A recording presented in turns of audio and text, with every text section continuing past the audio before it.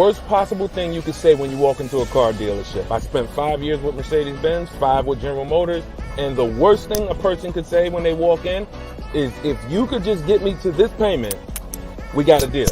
So your loan's probably still like 19, which means you got to pay to get out. You're upside down. It's called negative equity.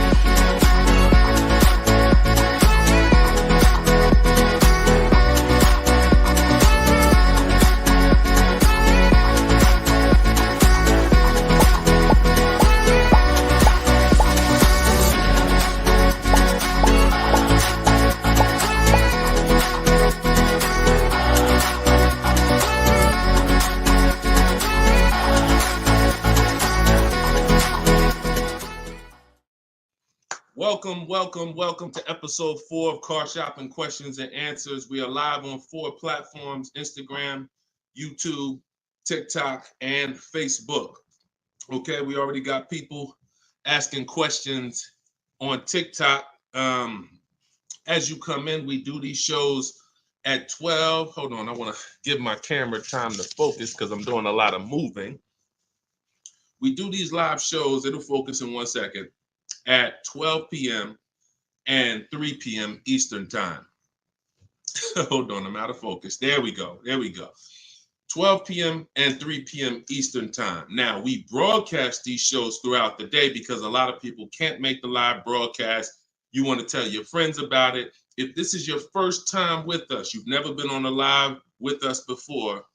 Oh, wait, hold on. They're saying that hold on, can't hear. No sound. All right, hold on. Let's see. How about that? We're good on TikTok?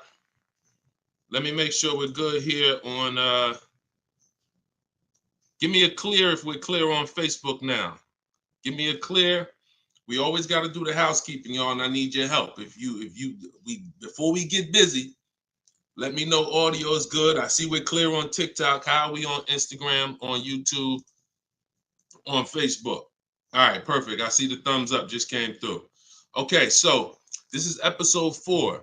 We do these live shows 12 p.m. Eastern time and 3 p.m. Eastern time. So you'll see the broadcast throughout the day, but if you want to actually be live with us, then you want to join us on any of the 4 platforms at one of those 2 times: Monday, Tuesday, Thursday, and Friday. So we are live. My name is Deshone the Auto Advisor. I am the author of the digital book, Cars from Home, 7 Steps to Saving Time, Money, and Avoiding Dealerships. You can get your copy for 75% off during the show over the next 30 minutes in my TikTok bio, in my Instagram bio, or I'm going to put the banner up here. You can go to deshonesbook.com. We have a link in the comment. We have a comment link in the comment section. So I want you to start typing your questions. We get very, very busy. Have your notes ready. Be ready to unlearn what you've learned about cars, because we get below market deals, and that should be your only mission when you are car shopping, is to get below market deals. All right.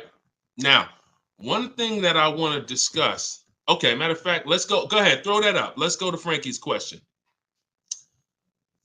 So this is from TikTok. Can you please give me the percentage breakdown on leases again? Okay. The 1% rule has been around since probably before I ever even got into the car business. The 1% rule says that if your lease payment is 1% of the MSRP, or less, you stole a car. No down payment. So I had a 2018 Jeep Grand Cherokee. It was a $35,000 vehicle. My lease payment was $330 a month. That was under 1%. That's how we indicate that. Now, how we're doing the math is we are taking the MSRP, taking the monthly payment rather, and dividing it into the MSRP. For example, $330, which was my payment, into the MSRP, which was $35,000, and then that gives us 0.009%. 0.009%. Good afternoon, Vivian. Good to see you. So That's how you do it. Now you can multiply by 100 if you want to really get the percentage. You multiply by 100 and you'll see 0.94%. So that has been around for a long time. Shout out to the sharers. I see you, Frankie. Thanks for sharing. Please DM me too. I'm still waiting on ideas for what we could do for the people who share the broadcast. I mean it. We want to make sure we are rewarding people who share, tag, people who invite people to the broadcast. So DM me these ideas. Those are the only DMs I'm looking for because we get too many DMs to really respond to them. We get probably 50 to 100 a day. So we can't respond to all DMs, but those are the ones that I'm looking for. Okay, shout out to everybody who shares. Now, that's been around for a long time. That's how you know you stole the car. It's not even a question now that we still need to get offers because like this is Freener right here. This is why you never want to get excited about one offer unless it's the lowest bid. Here's why. Freener, she just got a, hold on, I'm putting it up here on the screen. She just got a 0.88% lease on a Jeep Grand Cherokee hybrid anniversary edition. $65,000, $65,950 was the MSRP. Her best bid was $579 a month. She's in the video library. She has what we teach. Getting bids. See, so sometimes you could look and be like, oh, this offer looks really, really good. Should I take it? Not if it's not the lowest bid. It must be the lowest out of at least 5 offers. Because what I always tell you is 80% of dealers are overpriced. They're going to overcharge. So that's how you know if you won. Now we had to come up with something. When I started teaching people about leasing, I said, oh, shoot, some of you going to go out here and you've been buying your cars and you're going to walk into dealers and you're going to get a lease and you're going to think it's good because you're still paying less than somebody who actually bought. But we had to come up with something that was showing you when you were overpaying for a lease. And so I started doing some math because I love math. And once I worked the math out, I said, okay, how much are we paying before we're paying too much for a car we're giving back? 1% is the steal. But what's the limit? And I started looking at how cars depreciate, how much car, if you bought it, how much the car would depreciate. And I came up with 1.5%. So when we look at the same vehicle that is, let's say a $40,000 vehicle, for example, 1% is $400 a month or less. 1.5% is $600 a month. Now, what you look at is the total you're paying over the 3-year lease. 600 times 36 months, that's 21.6. So when you take $40,000, you add your taxes and everything, you're probably going to end up about 44. 21 is about the threshold where you're still paying less than if you had bought. You're still losing less value, but and you're tying up less money. But at the same time, that's the limit. Above 1.5%, there's no value in this lease anymore. And that doesn't mean we go buy the car. That means we look at competitors because competitors do offer more aggressive lease pro. Every single vehicle, you guys, and there's over 400 of them, has a different lease program. Sometimes even the trim level is different. The Touring has a different lease program than the Limited. So we don't deal with overpriced leases. And so that's why I created the 1.5% rule. That's how it became to be, based on the fact that I knew a lot of people, as they unlearned that bad advice about leasing, as I taught it and as they heard it from other people, they were going to go and get leases. And it's important that you know when there's no value in a lease and you shouldn't be accepting a lease. And that doesn't mean, and look, let me be very clear. That does not mean, that's why I explained the first part of this question, of this answer. You don't walk into a dealer and say, hey, I'm trying to get under 1.5. You don't walk into a dealer and get a lease quote and then you say, hey, well, look, I got to be under 1.5%. No, you're doing this wrong. Again, my mindset and what I'm trying to get you to use is Cars from Home, where you should be, the only reason you should be in a dealership is to test drive cars. if you're buying new cars or leasing. Test drive, you're in and out of there in 20 minutes. The next time you're back in a dealer is another 30 minutes to pick up your car if they don't deliver. That is the only reason. We never talk numbers in a dealership for a new car or a lease. Are we clear on that? These are rules where it's like, if you want to use what I teach, and I want you to use it so that you can get the results that Frina got, that Danielle got, that we've worked with over 8,000 people in the last since 2021. I want you getting those results. And in order to get them, you got to know what the boundaries are. Deshone says we never talk numbers in the dealership because you have no leverage there. Your leverage is at home, in control, communicating with multiple dealers, and where you can't get emotional. Okay? Clear? So that's the 1% rule, and that's the 1.5% rule, Frankie. Great question. Okay, shoot the next one in, Dolan. Great question. All right, this is Tony on Facebook. And remember, look, y'all, we are live right now. So some of you have seen the rebroadcast, and you're like, Deshone, okay, this is 3 p.m., 12 p.m., we're live.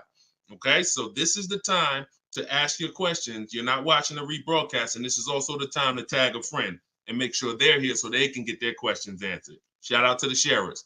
And could y'all keep tapping the screen on TikTok and running those likes up? This gets TikTok's attention and gets more people over here because we got to do this together. All right, Tony from Facebook says, hi, my lease is up in a month. I wrote to get 3 quotes from dealers. I only got 1. That's normal. The other 2 are taking their time. That's normal. I have a third-party restriction. Should I wait for the other 2 quotes or just run with the 1 quote? I never run with a 1 quote, and I get 5 quotes. So you're mentioning 3. I never mentioned 3. 80%, again, a lot of what we're talking about, y'all, is math. I'm unfortunate where I have the data. I got probably 5,000-6,000 people who have my book. We probably got close to 2,000 people in the Cars from Home library in my coaching program. That's a lot of data to prove that it's 80% that are overpriced. That's 4 out of 5. So the reason why we must get 5 quotes is because 4 are overpriced. So 3, not enough. Now, if you're doing this manually, this is still easier than you walking into a dealer doing it by phone. But at the same time, I do online. I go to their website. We are connecting with dealers through their website. You don't want to do this with third-party websites that say, hey, we could connect you with multiple dealers. You don't want that because now they're trying to sell your information to the dealers, and this is not what you want to do. You want to create a Gmail account specifically for shopping. We go to 25 dealers' websites. In my book, I link you to all the dealers so that you can just put in the zip code, and then it'll pull up all the dealers around you for every brand. But you can do this yourself. You can go there and you can actually you go to each dealer's websites. We do a copy and paste message. I have a template that I use that the people who follow my stuff use. And the template tells, you need to tell them exactly what you want and what you're open to. Colors wise, this is why we build our car. We always build our car, go to the website, build the car, because we tell them exactly what we want and what we're open to. This takes us 20 minutes to contact 25 dealers online, copy and paste. We're telling them what we're looking for. Hey, these are the colors I'm open to, blue, black, or silver. These are the trim levels I'm open to, limited or touring. We're telling them this is these are the package, these are my must-haves. I need the big sunroof. All of that has to go in to it's not that you're not car shopping online. You're just now you're car shopping against people who their job is to make money. And so if you don't have what I'm telling you I've responded to hundreds of internet requests when I work for the dealers. If you're here for the first time, type a 1. If this is your first time ever being on a broadcast with us, type a 1. I want you to know a little something about me. I was inside car dealers for 14 years, responding to these quotes. So The reason why I'm giving you the exact strategies is because I know there's so many things that you're not trained to give the dealership that they need. They can't give you a quote without it. They can't shop correctly, without it. Okay, shout out to the first time people. Could everybody type welcome to the first time people? If you've been on here before, type welcome to the first time people. Now, once you give them that information, you're copy and pasting that. Copy, paste, copy, paste, copy, paste. You're doing that with 25 dealers. And then that creates the conversation to see where the dealers are actually coming, where the deals are coming from. But you need to see who has a car first. You need to see who has a car first. So, oh, you're talking about selling the lease. Okay, you're earlier in the process. Understood, Tony. Okay, perfect. No, just talk to another used car manager. And you want to have conversations because one, your car is worth different things to different people. You need at least 3 for that. You're on point. Yes, 3 quotes for your lease buyout. For your old car from 3 different used car managers. And if the 2 are not getting back to you, then just move on to other ones. But be aware, you should be using those values you got online from the online buyers to see if you have equity, because not everyone has equity. The whole purpose of the equity assessment is to make sure you're not leaving any money on the table. That's the purpose. But there's no guarantee. Many people have turned their leases in not knowing that they should have done an equity assessment, and then the dealership sitting on $2,000, $3,000, $4,000, $5,000, $6,000 that they didn't know about. That's what we want to prevent. So if you do those offers and you see you have $3,000, $4,000 in equity, now that's when you bring it here. If you do those offers and you're at a break even or $1,000, then that's not always worth it, because those used car managers are not going to match the highest offer. So be aware of that. But if you have equity there, then 3 used car managers, that's how you make a move. Okay? Fight for your money. This is your money. If you end up making $1,500 out the deal even, and it took you 2 hours, where do you make $750 an hour at? $750 an hour. So this is your money. And if you don't fight for your money, someone else will definitely cash the check. All right? Tyler said, send the next one in. Tyler said, F&I director here in Houston of 2 large stores. Your content is great. I appreciate you, Tyler. This is the 20% right here. See, the 20% can always admit when we're doing something to help the market. The 80% will come on here and be like, oh man, this guy couldn't make it in the car business. Now he's teaching. All right, go ahead. Shoot the next one up, Dolan. This one's from Facebook. What's up, John? Instagram, y'all not typing enough questions. And Instagram, just so you know, the easiest platform to share on is Instagram, because you hit that little arrow, it looks like a paper plane, and it'll let you go down your Instagram friend list and send this broadcast out to probably 10, 15, 20 people. Okay? Don't cheat your friends. All right? Shout out to the sharers. John from Facebook says, is it hard to purchase with a charge-off on credit 3 years old? So everyone who has credit issues should be following Shonda Martin. She's on all the platforms, Road to 750 plus.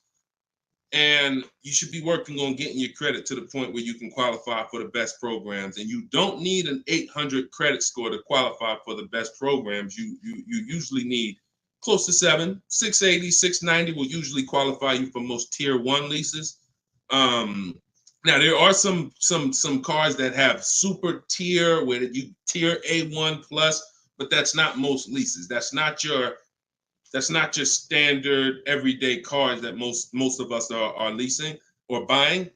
So the question is, the answer is, if you don't need a car, then you should be working on your credit. If you need a car, then there's nothing you can do. You need to make a move. And so I recommend a company like Limbuzz. We're always going to give the dealer a chance to match or beat our offer. So whoever we end up buying our car from, some of you have been taught never let the dealer participate. That's costing you money, because the dealer has 7, 10, 12 banks on their end. Now, If they're trying to beat and earn your business, now that's a winning position. See, check this out. When you have a finance manager who's saying this about you, what's the highest interest rate you think they'll pay? What's the highest payment you think they'll pay? That's a bad position to be in. That only happens when you have no leverage, you haven't shopped, you haven't come in with an offer, and now they're trying to see the highest interest rate that you'll pay. We're not doing that. You're doing it our way, which is we're going to have we don't let anyone touch our credit until after we find our car. Now, once we find our car, get our best deal through a bidding system, now we're going to take that purchase agreement, that's a receipt. Yep, I see the questions coming in on Instagram. We got you. Hold on, Atlantis. Once you see the long form receipt, now you take this home, and this is when you're going to contact your bank, your credit union, the online lenders. You're going to go online lenders, online banks, online credit unions. You're going to let all these people have a shot at your business. If you do this within a small window of time, if you do it my way, it'll only take you 2 days. This is going to weigh on your score the same as one hard inquiry, because this is something called rate shopping. This is not going from dealer to dealer, getting turned down or putting in applications and nothing like that. This is how you rate shop correctly. I call this the bank bidding war. When you get my book, I also send you the bank bidding war blueprint. It's going to be going into my book, but I need about another month to be able to combine it. But I send you the bank bidding war blueprint. Now, the bank bidding war is 3 rounds. First thing we're doing is seeing, is there any special interest rates that the car we're buying has? In your particular case, John, with credit challenges, you're not going to qualify for that. That's okay. But we need to check that. If there's 0%, 0.99%, that eliminates our need to do anything else with financing, because no one else is going to beat that. Second part of the round starts, there's 3 rounds to the bank bidding war. The second part comes after we find our car, and it's what I just broke down. When we come home, we let all these banks, these lenders, online credit unions run our credit, and so they're bidding and submitting us their loan offers. Now, the third round is the dealer. That's when we're going to call the dealer who we reserved the car with and say, hey, I got 6.29 from this bank. If you can beat it, I'll give you the business. Now, this is the big difference, you guys. When you have a finance manager who's trying to beat your offer, who's calling their banks and saying, hey, I need to get 5 point something because this person already has 6. That's leverage. When you start bidding, like I'm teaching you, like what's in my book, like what's in everything we do, in my videos, everything's a bid. You have the leverage. And there's no way for you to overpay when you are getting bids. So that finance manager calls you back, it's only going to be 1 or 2 answers. Hey, Stuart, man, listen, I tried my best, man. I reached out to every bank I got. No, I can't beat that rate, man. I appreciate the opportunity, but you can go with your own financing. In which case, you guarantee you got the best loan. Second thing is, hey, you know what? You had a good rate, man, but I got somebody to beat it. So we could do it right here for you. Perfect. In which case, you guarantee you got the best loan. See, you don't have enough people competing for your business. That's where your buyer's remorse is coming from. That's where your lack of confidence is coming from.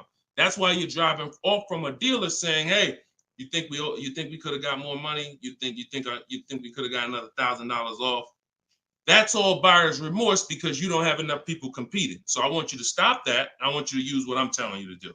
All of this is in my book for those of you who like Deshone. I don't even want to remember all of this. It's all in my book, Cars from Home, 7 Steps to Saving Time, Money, and Avoiding Dealerships. This is what I've been teaching for 3 years. And this is what I've been doing since 2015 myself personally.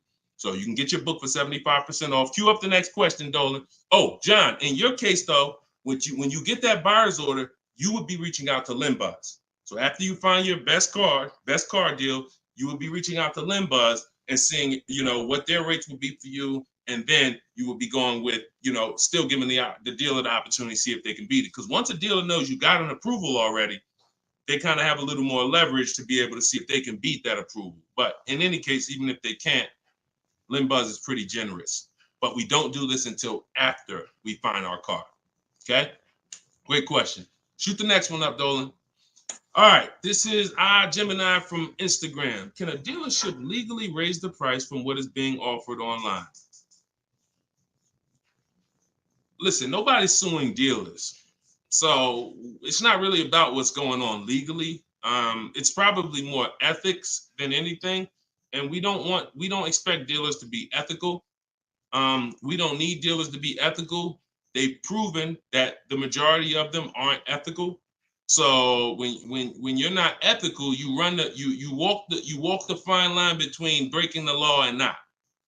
You walk that gray area. You know, yeah, I overcharged you. I know you could have paid less, but I know, yeah, whatever. But I know I could have sold you the car for less. But I'm gonna tell you that this is the best. Like, all of this stuff is unethical, but it's legal. So when it comes to what we're doing, our job is to protect ourselves. And you can't go into a car dealership expecting them to protect you. You can't go into any business transaction expecting the person you're negotiating against or the person who's selling you a product to protect you.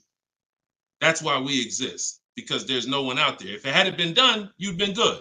If there were, even if the I think it's the Federal Trade Commission or whoever regulates businesses were stepping in to protect the public, then we wouldn't have a need for what we do. But that doesn't exist. So it's on you. It's buyer beware. It's you protect yourself. And so I provide the tools for everyone who wants to take action to protect themselves.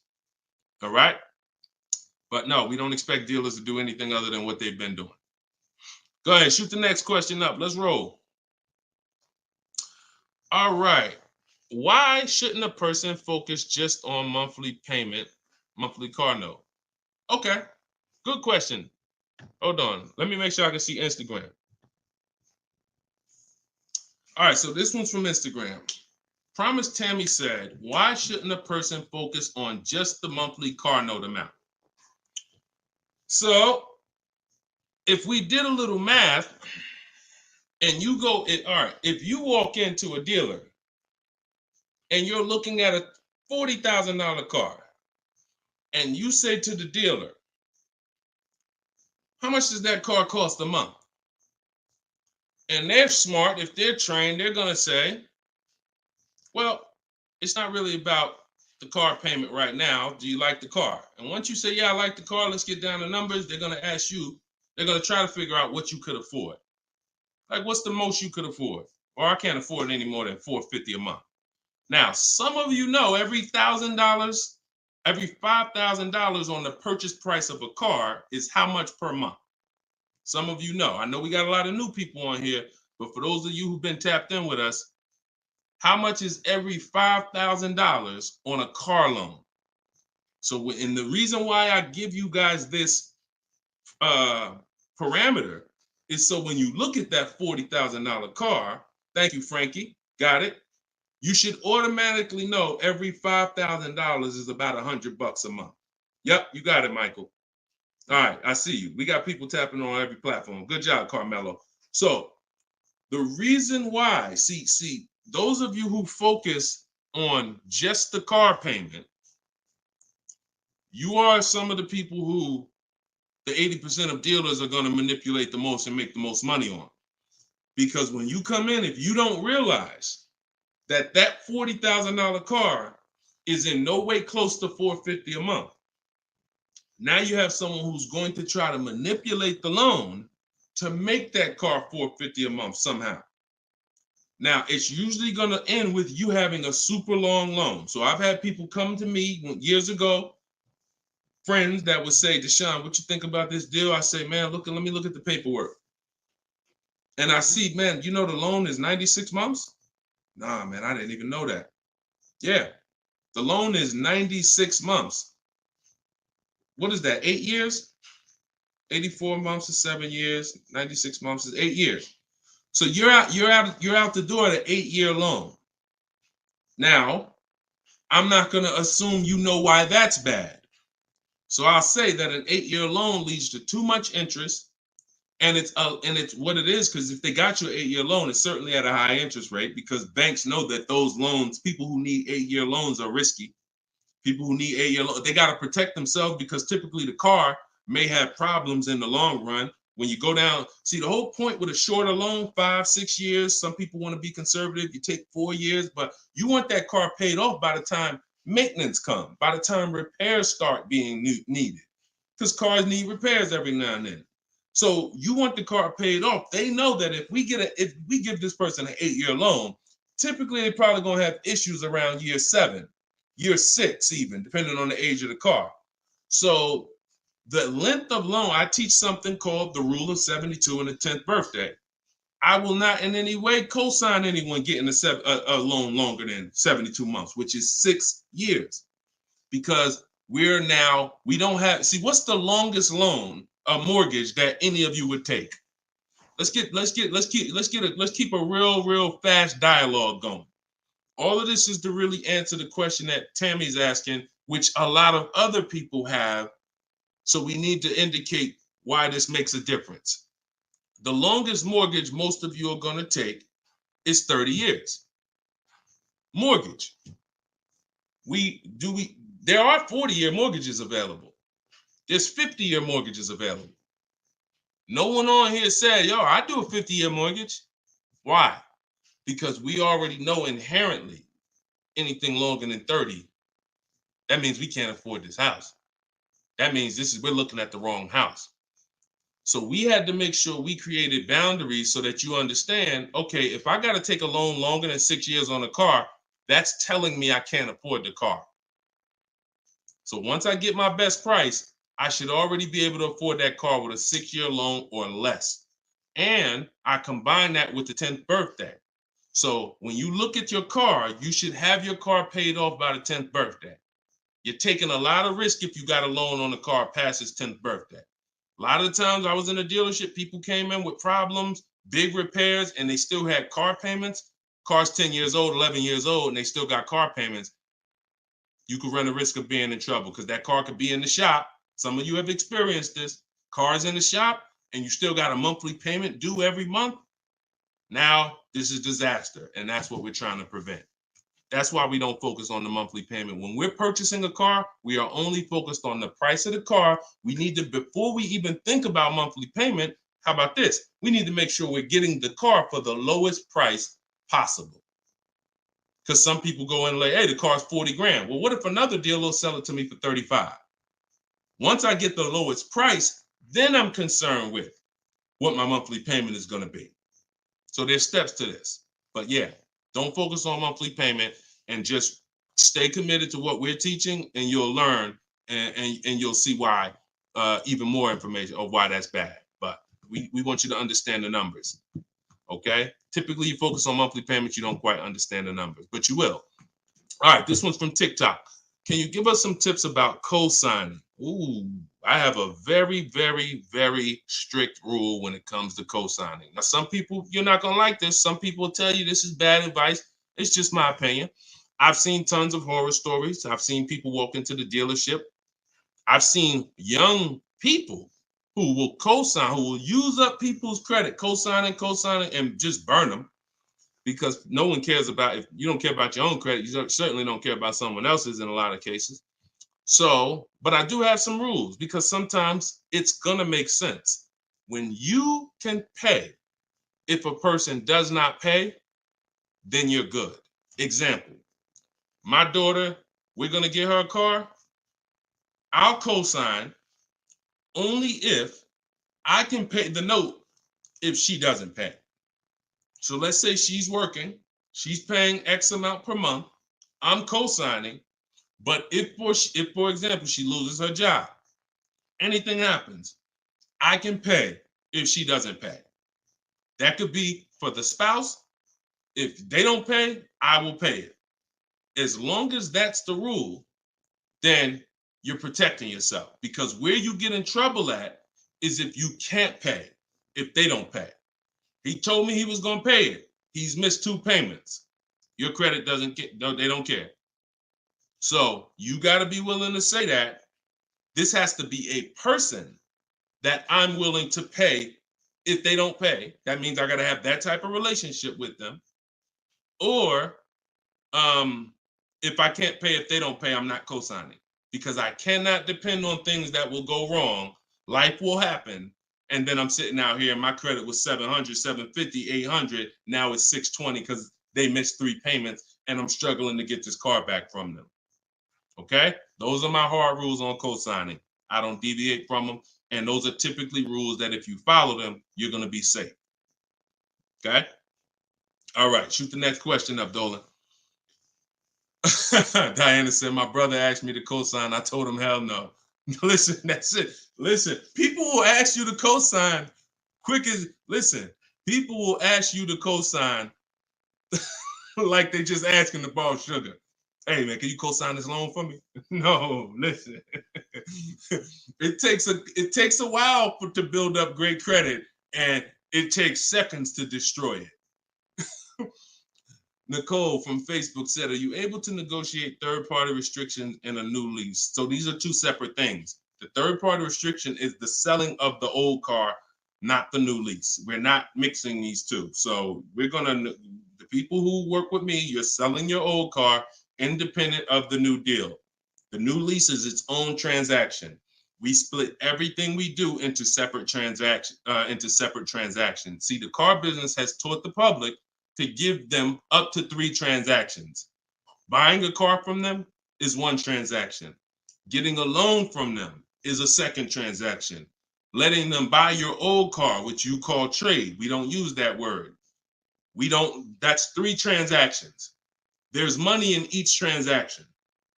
There's money in each. That's why there's companies that only want to give you loans. They don't sell cars. There's money in loans. There's companies that only want to buy your car. They don't care about selling your car right now. There's money in buying cars. So you need to separate these transactions if you want to maximize each. There's no way for you to save the most money without maximizing and looking at each part of your deal as its own separate transaction. So if I have a third-party restriction, I'm doing the equity assessment. A third-party restriction is, some of you have leases. We always need to see if there's any equity in our lease before we return it to the dealership. If you have returned your car to a dealership without doing the equity assessment, you don't know how much money you've left on the table. Because if there's $2,000 or $3,000 of equity in your car, the dealer's keeping that, and that's their money. So, or the bank's keeping it when they sell it, that's their money. It's probably the dealer will find a way to buy it, and it's their money. So when we look at an equity assessment, we're going to do it at all times. Now, there's no guarantee we have equity, but we want to guarantee we're not leaving equity on the table. And so a third-party restriction doesn't mean you can't sell a lease. Who didn't know you could sell a lease? Type a question mark. If that's new to you, this is your first time hearing this, you've been leasing, and you're like, Deshone, I never heard about selling leases. I had no idea this was a thing. Type a question mark if this is your first time hearing that you could sell a lease. Okay. Fish Guy Rodney. Okay. See, so more information is coming out. Okay. Fairy Godmother. Okay. Emil. Okay, I'm sorry. I just tore your name up. Sorry. So as you change Shamir on Instagram. So when we look at this, we got to see that the things that we don't know cost us money. So now it's like, once they saw people, because we helped out probably thousands of people in the pandemic sell their leases, used car values, resale values were crazy. So we had people making $5,000, $10,000, $12,000 selling their leases. I sold my Jeep Grand Cherokee lease. I made $8,900 after I drove it for 42 months because I extended the lease and then I sold it. My mother, she drove her car. She made $10,200. Now those numbers don't exist anymore because values have come back down. But there's still people who are going to make 3, going to make 2, going to make 4, depending on your car. Now, every car doesn't have equity. But when it comes to the third-party restriction, they don't say you can't sell. They limit who you can sell to. You must sell to a local used car dealer. To a local dealer of the same brand. So if you have an Audi, you must sell to an Audi dealer. We are still going to get bids. We're going to get at least 3 bids from used car managers at Audi dealers because your car is not worth the same thing to every dealership. Your car may be worth 19 to this dealer, 19.8 to this dealer, 21 to this dealer, which is why we must get bids. Y'all gonna hear me say that word. Your favorite word, if you stick around and you use what I'm teaching, when you start mastering my strategies, your favorite words are gonna be bids, multiple offers, because that's how we save all the money. So okay, so that has to be handled, Nicole, separately. The selling of your car, the who I'm gonna sell that car to, you find that person first. Then you go shop for your replacement car. And then once you go sign that deal, you sell the car, you do it the same day, and you maximize both transactions. Okay? And all of this, guys, shouldn't take you any more than 90 minutes. This is not something that's going to take you hours. See, my whole thing is to show you how to get great deals in 60, 90 minutes from home. That's why my book is called Cars from Home. 7 Steps to Saving Time, Money, and Avoiding Dealerships. You can all get a copy for 75% off for the next 30 minutes. Just go to my TikTok bio. You won't leave the broadcast. Grab your copy before that timer hits 0. The price goes back up to $97. Or you can go to my Instagram bio, or click it if you're on Facebook or YouTube. Go to the comment section and you'll see a link to deshonsbook.com and grab your copy for 75% off before the timer expires. All right, go ahead, Dolan. Shoot the next question out. Should I feel bad if I get 1.3? I'd only feel bad if I got 1.3 and if it was my only offer. If it was my only offer, or if I only got 2 offers, then yes, because I'm going to tell you why. I'm going to show you something. When I look at what I see, hold on. Okay, hold on. We saw Freena. Some of you saw Freena. That's 0.88. That's just ridiculous. 0.88. But look, Charles, he gets a Palisade. He's paying $48,000 vehicle. His best offer was $597 a month, 1.23. Now, look at and sometimes people who are getting phenomenal, who are looking at cars that are super, super popular, they'll go a little further, and he reached out to 35 dealers. Now, I want you to pay attention. Some of you, the average person only shops 2 dealers. My strategy is I teach 25 to 5. But once you see my copy and paste system, which is in my book, I have a copy and paste system where we're on their website. You'll see that I could talk to another 10 dealers. It only take me 10 minutes to open up contact with another 10 dealers. We always use a separate email. Do not contact dealers from your personal email. I'm warning y'all. It's not going to work. You're trying to go through your work email, and then you got your personal stuff, and then you're seeing the car dealers. Don't do it. Create a separate Google email, and that's how we do it. So he said, I reached out to 3,500 dealers, got 10 quotes back. So that $597 a month, 1.23 is the best out of 10. So so I always tell you, when you do it right, you're going to see offers that are $150 to $200 a month more. That's when you know you've exposed the 80%, and that's when you know you shop the right way. If you don't see that type of spread minimum, you haven't shopped enough offers. So that's the only time I would feel bad, GKA, is if I didn't get at least 5 quotes, because I don't know if 1.3 was the best.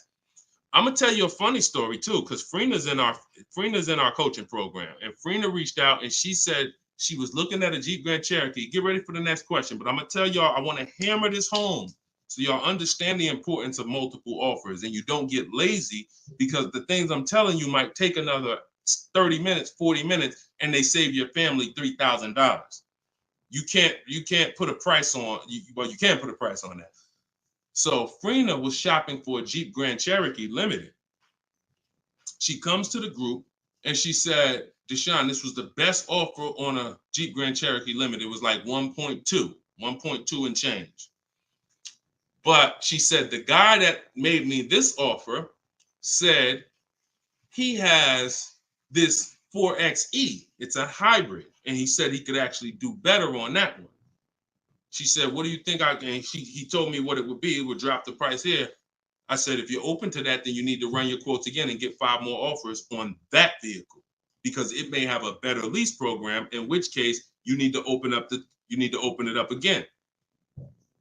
She opened it up again. That's how she got her 0.88% lease.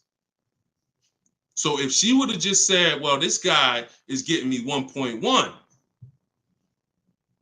I'm going to just take that, then she never would have found a 0.88. multiple offers. That's probably $100 a month difference than what the last offer, $100 a month times 36 months on this lease. You're talking about $3,600. And she did it in minutes. Once y'all learn how to do this, it's minutes. This is not hours. I'm not spending more than 60 minutes on shopping for a car. Now, that doesn't mean I'm not spending time to decide what I want. But once I decide what I want, once you know what you want, 60 to 90 minutes to get the best deal. That's it. All right, shoot the next one up, Dolan. Keep the questions coming, y'all. We are live every day at 3 p.m. Eastern time. Well, not every day. Monday, Tuesday, Wednesday, Thursday, and Friday. Monday, Tuesday, Thursday, and Friday at noon and 3 p.m. So this is our live show. Okay. Throughout the day, though, you may see a broadcast and you'll know, okay, you'll still be able to get value because most of the people who are asking the questions on here are asking the same questions you would have asked. So go ahead, Dolan, shoot it out. This is Raymond from YouTube. How do you structure a lease? So the first thing you want to do is look at the car you're thinking about leasing, and we like to use a 1.25% formula estimate to see if we should be even looking at that car. Okay, so if I'm looking at a car that's $40,000, I'm doing a 1.25% estimate. I'm multiplying it by 0.0125, and then I'm gonna see 40,000. I'm multiplying that by 0.0125, and that comes out to 500. So that's going to tell me if I'm looking to be at 300, that's not the car that I'm going to be looking for in most cases. Now, we don't know if the best deal is going to be 1.25, but we're trying to estimate based on a bad deal is above 1.5. Anything above 1.5, we're overpaying for our lease. No money down. Money down comes later. Now a steal is 1.1%. So I teach something in my book. It's called 1% is the steal. Between 1% and 1.5% is the deal. And then above 1.5% is time to chill. We don't do that. So that's the first thing. Now, once we move past that, now it's time to choose our mileage. So we're going to look at our lifestyle. We're going to see how much we drive to work, how much we're going to be driving the car. And once we come up with that, you're just doing some simple calculations. What's your round trip to work? 10 miles. How many days a week? 5 days. Okay, that's 500 miles a month. That's if you do the math. Let's say your trip to work is 20 miles round trip, and you do that 5 days a week. You're doing 100 miles a week to work. Times 52 weeks of the year, that's 5,200 miles. So I walk you through this in my book, but this is simple.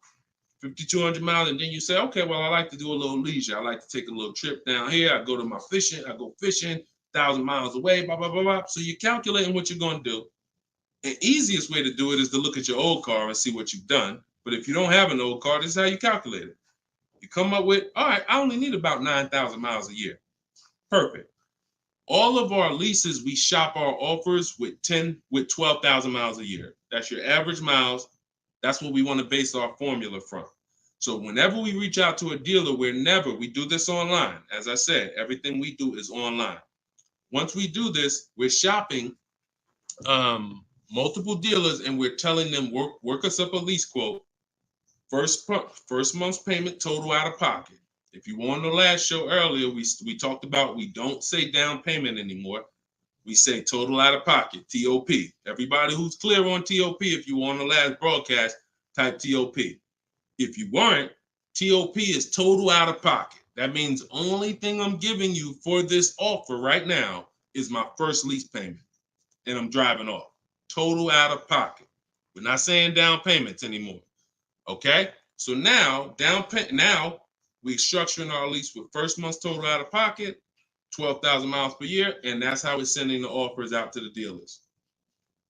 All online, all copy and paste.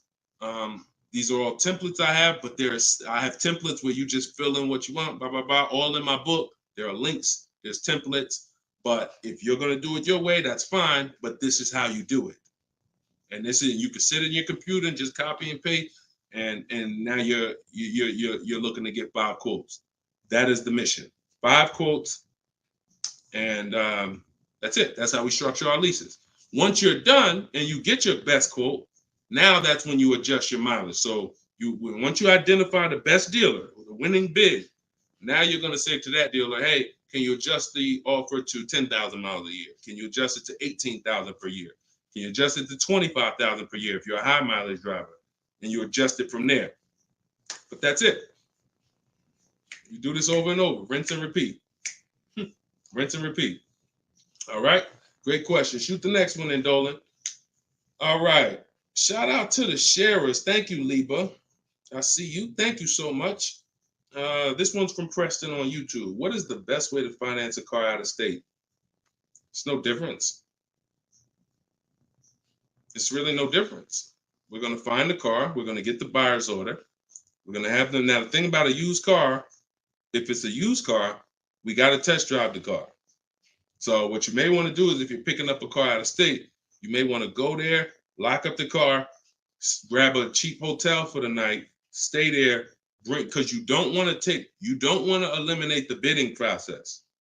The bidding process is your bank, your credit union, online banks bidding, and then dealers bidding. The dealer who you get the car from, they're bidding against that. Some of you don't really understand how much money is in finance.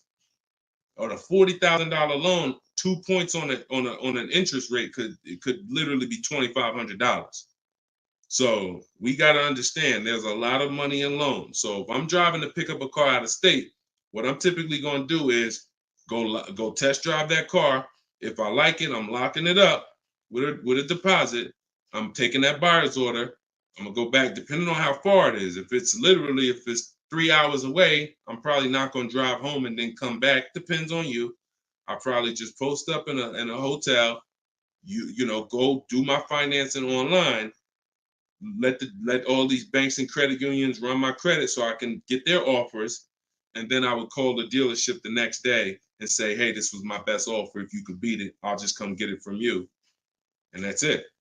I'll spend $50, $60, $100 on a hotel to save $3,000, $2,000 on interest on my interest rate. But everything else is the same. So we can't be scared to go out of state. If many of you who are using what I'm teaching, you're going to see. Look at Eddie. Who was Eddie who drove? Hold on.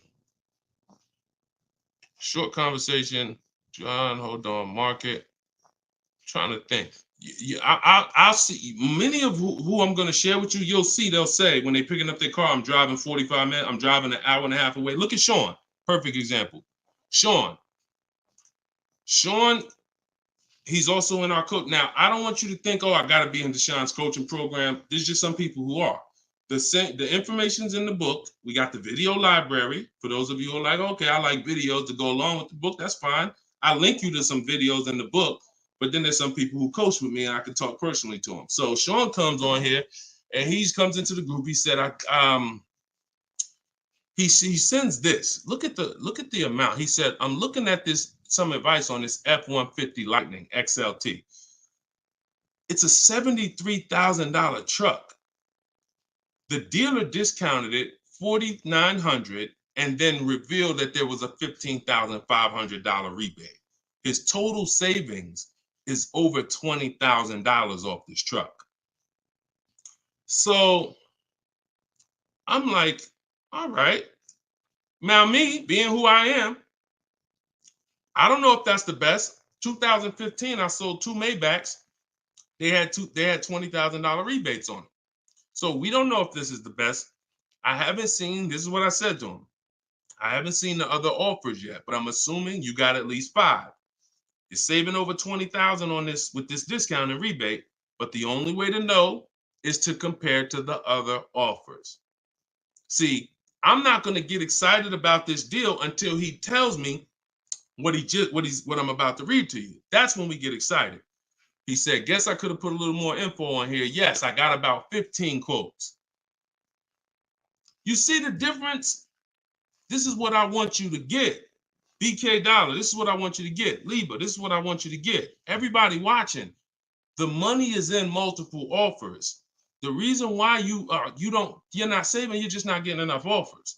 So he says, I ended up expanding my search to 150 miles outside my area to find this deal. He said, I couldn't find, watch this, I couldn't find anything under MSRP in that first search. So think about how I'm telling you, the local dealers know when they see your zip code, they know, okay, some of them, all right, we don't have to do too aggressive. But those dealers that are an hour and a half away, when they see your inquiry, they're like, oh, listen, this is a person we never would have saw before. What is it going to hurt us to blow this truck out? And we take a deal from one of our competitors' markets. We'd love to see our license plate frame over in their market. That's how we win. So he ends up saving over $20,000, and he doesn't mind driving 150 miles to go get that truck. Why? Because every mile he drives is dollars he's picking up. We clear on that? We clear? If you're clear on the importance of multiple offers, type clear. All right, shoot the next one up, Dolan.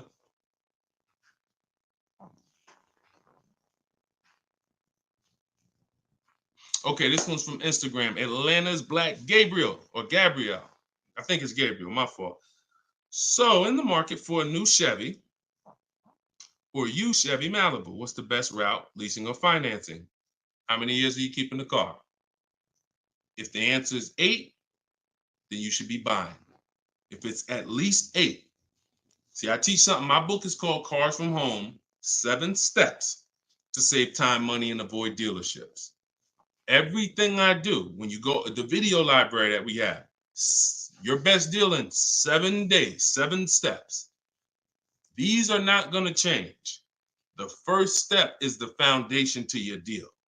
The first step is the foundation to your deal, which is lease or buy. Because you cannot get a good deal if you bought when you should have leased. It's impossible. Because the amount of money you're going to pay on the purchase is going to be too much if you buy brand new. And if you buy pre-owned, it's going to be about the same amount you'll pay. So when you buy, if you're not keeping your car 8 years and you buy a used car, 3-4 years old, and then you trade it in 5 or 6 years, you're going to pay the same amount or even a little more than someone who got a great lease deal and drove brand new vehicles. So it's all about how many years you're keeping the car. If you're keeping the car, if you're like Deshone, there's no way I'm keeping the car 8 years. That's not my style. Then you should be shopping from this day forward for aggressive lease deals. Now, once you find a car that you love, or if your spouse says, you know what, I don't switch cars like that. I keep a car 8, 10, 12 years. Then we purchase for them. We're going to purchase. But for those who are not keeping their cars 8 years, you are losing thousands and thousands and thousands of dollars not leasing cars. Thousands, thousands and thousands and thousands and thousands. All right? That's the 8-year rule. It's the most important question. It's the first thing you ask when you are car shopping and you're ready to car shop. How many years am I keeping this car? 8 or less, we lease. Less than 8, we lease. More than 8, we buy. That's how we avoid the depreciation. So go ahead. It's a hard rule. You want a follow-up question to that, or anybody want to? Because I know some of you are like, Deshone, I was taught never lease. Whatever. You want to follow up to that question? That's perfectly fine. But that's the rule. And it's the rule based on money. I've seen thousands of scenarios, and I spend years and all my time shouting from the hills so people could understand how much money they're losing by not getting good lease deals or not leasing at all. Okay, go ahead, shoot the next one up, Dolan. Okay, this one's from TikTok. All right, Peyton.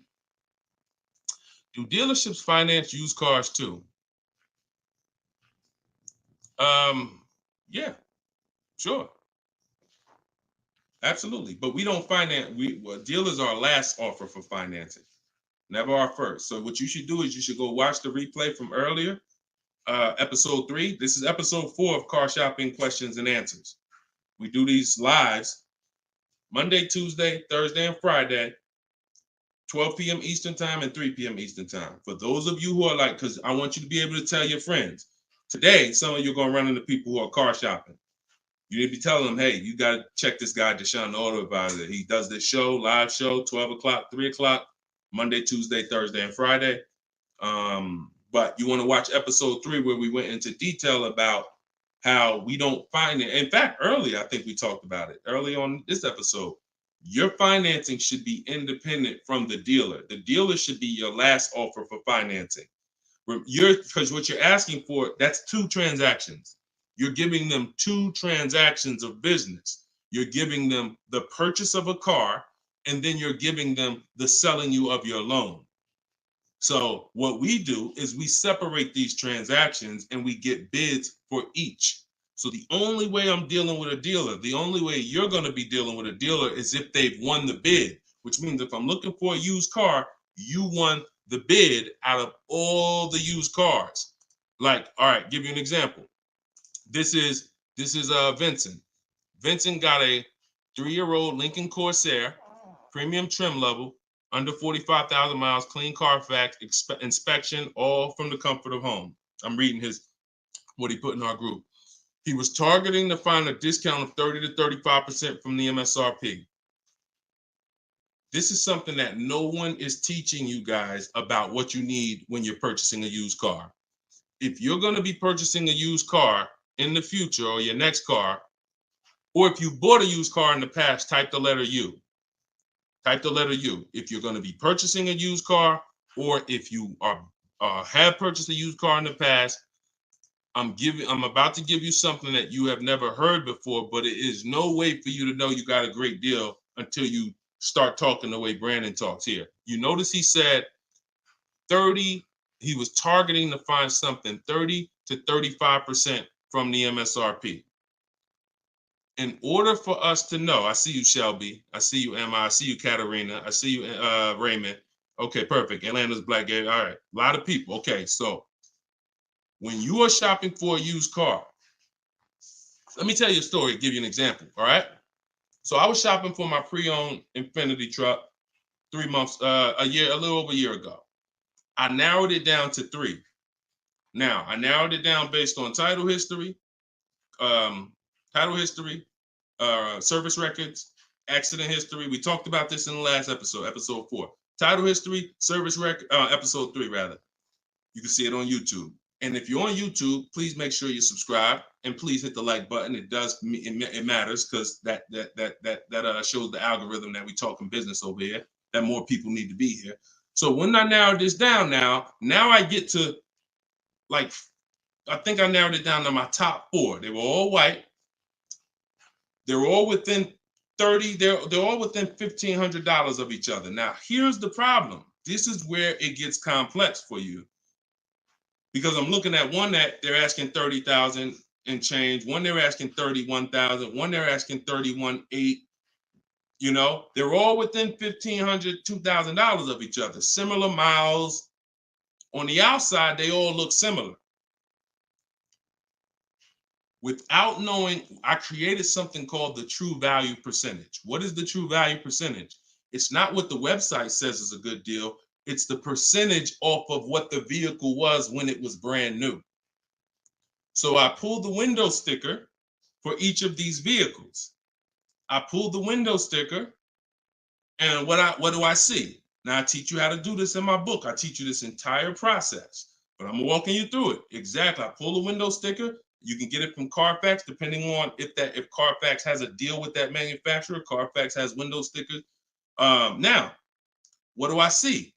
One car is 46,000 when it was brand new. Now they're asking 31 and change. Okay. One car is 48 when it was brand new. They're asking 31 and change. One car was 52 and one car was 54.5. That's the one I got. So you see how in one instance we were confused. You would be confused. You sitting here like, yeah, Deshone, that's hard because they all look the same. They all similar price. How do we know?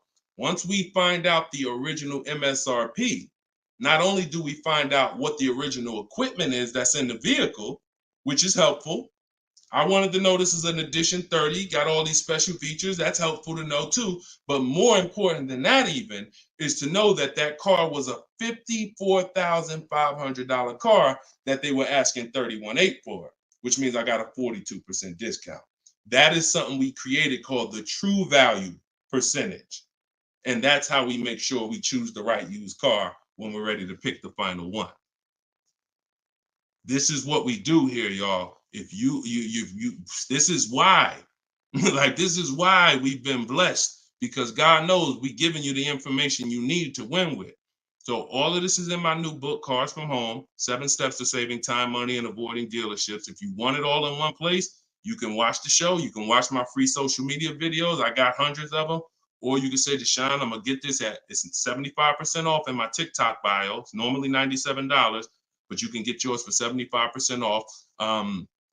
And you can get it in my Instagram bio, or if you're on Facebook or YouTube, click the comment section and click that button that says Deshone's book and get you 75% off for 30 minutes. After 30 minutes, price goes back to $97. So, all right, but that's the true value percentage. And that these are the things that we never buy a used car ever without looking at the true value percentage. So when you saw what he said when he bought that Lincoln, as he was targeting to get something 30 to 35% off MSRP, and he ended up getting one for 43%. So that's what you need to know. Go ahead, shoot the next one up, Dolan. Great questions today. All right, Raymond on YouTube. Does it make sense to buy an existing lease? So when you're buying a lease, all you're doing is buying a used car. That's how you got to look at it. It's a used car. It's just, it may be your car. If you're buying your lease out, it's a very different. See, what I see most times is people want to buy their lease because they don't know how to shop. Because there's deals out here. We've been making deals since the pandemic.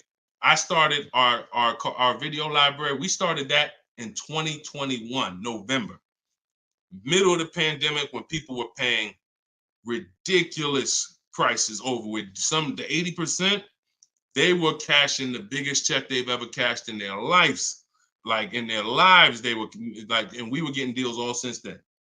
Felicia came in. She was our first person in our program who got a BMW. She saved $1,950 January 2022. And so we when you get bids, you reveal. That's why we don't pay attention to nothing out there. I don't care what anyone says, what any dealer says does not matter to me. That does not matter, because I know that if we got deals all through the pandemic, oh, forget it. That's why this market, we're killing it even more.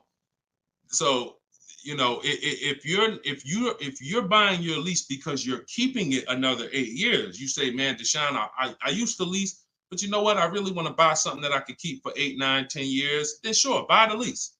But if you're not doing that, then you're moving from a lease mindset, which is I'm driving great cars, brand new cars, always under warranty in most cases, latest and greatest features, low payments, pennies on a dollar compared to people buying.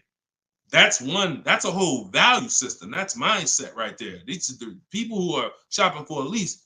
These are the benefits of leasing. And then you're moving and saying, all right, I'm going to buy a used car now.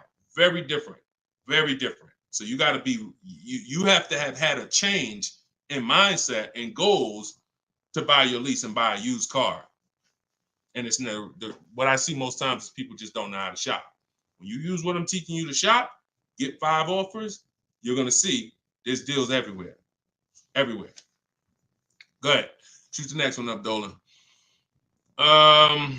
You can't pay me to negotiate your lease, because I do this in 90 minutes and I'm teaching you to fish. You know, I've had people who used to buy cars from me. Hold on, keep that question up from Nicole, but I saw this person on TikTok. I'm not in the business I'm in the business of teaching people how to fish. So, you know, because what happens is you're building a trust in something.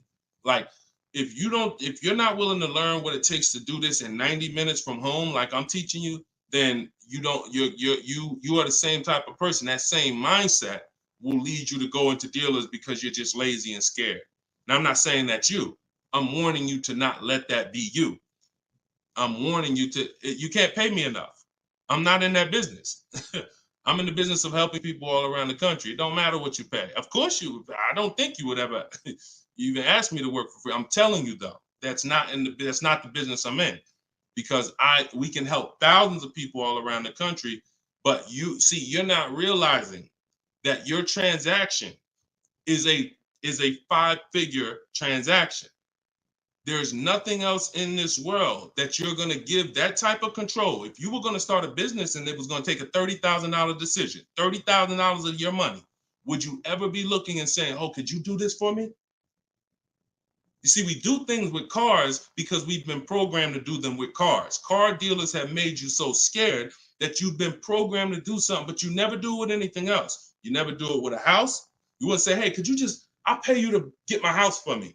I'll pay you to, start this business for me.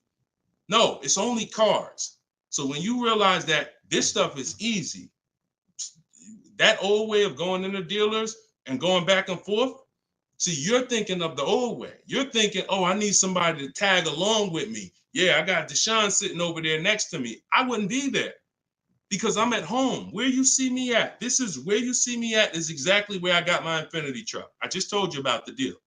Where you see me at is exactly where I get my cars from. I sit right here, and all the people who got my Cars from Home book, who are in the Cars from Home video library, they're all right here. Some of them in the airport buying cars. Some of them at their desk at work making deals on cars. Nobody who's learning from me is in a dealership making deals on cars. So that's the old way. And if you think that you got to unlearn that or you can't win with me, you got to scrap that. I know it's painful. I know it sucks. I know it makes you feel like you're a loser. But that's what I'm telling you. Scrap that joint and do it my way. And when you do it my way, you're going to be like, oh, shoot, man, how the heck wasn't I shopping like this years ago? All right. So now Nicole on Facebook. Do you shop or negotiate differently for a car that is low in inventory or shortage? No. Now, the only difference is, let's say, and this is the reason why we connect with 25 dealers. See, in my book, I said we use the 25 to 5. We got to connect with 25 dealers. This takes us 20 minutes because we're using a copy and paste system. So if you're going to all of these Chevrolet websites and copy and pasting in their contact box, copy and paste, copy and paste, copy and paste. Now, what you're doing is you're shopping out of all those dealers' inventories. So if you only do this with 4 dealers, then you only see one dealer who has a car. And they're like, oh, well, we it doesn't seem like it's a lot of these cars out here. That's why we're connecting with 25. You saw Sean, he connected with 35. And so when we connect with these dealers, we're not just doing it to get bids. That's one reason. But we also know out of all these 25 dealers, probably 10 of them have a car that matches what I would want. And then I'm going to get 5 to 7 offers. So now let's just say we're at a mid period where the 2024s are sold out and the 2025 hasn't come in yet.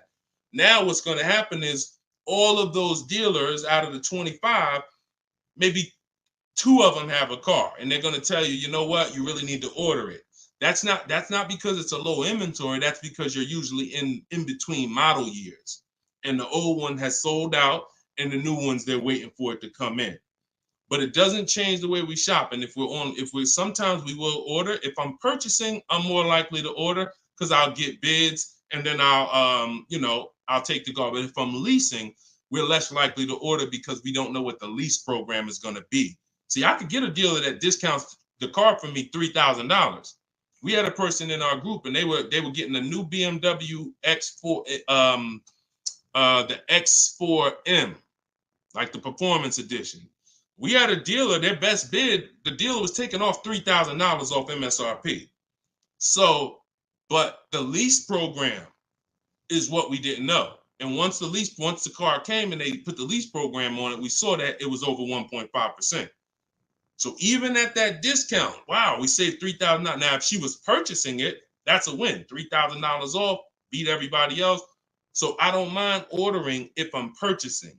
But on a lease, I'm less likely to order because I don't know what the lease program is going to be until the car gets here.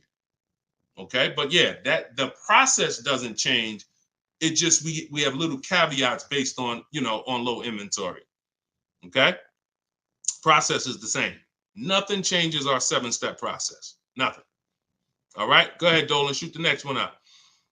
All right, great questions today. We got Jermaine, Facebook. So how do you transition out of a finance into a lead? Instagram, y'all not asking a lot of questions. All right, hold on. Get Blooming chosen one. All right, hold on. All right, Jermaine from Facebook says, how do you transition out of a finance to a lease? All right, perfect. So now what I like about this question, Jermaine, is you've already answered the most important question, which is how many years am I keeping the next car? That's step one in our 7-step system. You've already answered that because you've determined I should be leasing. Now the next step is equity assessment. Equity assessment. Call the bank. You don't have to worry about third-party restrictions or nothing because you're not leasing. I mean, you're not coming out of a lease, rather. So you're going to call your bank, get your payoff.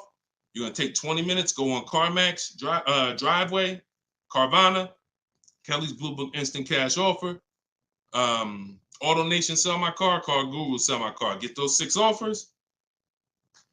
That's going to tell you if you have equity, break even, or if you have negative equity. That's your next step. Don't do anything else until you do that. Okay? See, we always have to account for our current asset before we start moving forward. What happens if he has $3,000 in equity? That means he has $3,000. He could either apply towards his next deal, or he could put that money in his bank account and, maybe he leases the next car with no money out of pocket. So equity assessment always comes, even before we budget, before we plan our mileage, before we do anything, equity assessment is what we do. All right? All right, shoot that next one up. Shoot that one up from Instagram if you got it, Dolan. It might have took you a minute, but because we got it's comments from everywhere, y'all. No matter. Okay, here we go. For your calculator, why doesn't it negotiate to the lowest offer? My calculator is the best. My calculator is the best thing that exists because it takes all the offers you get. By the way, y'all, what she's talking about.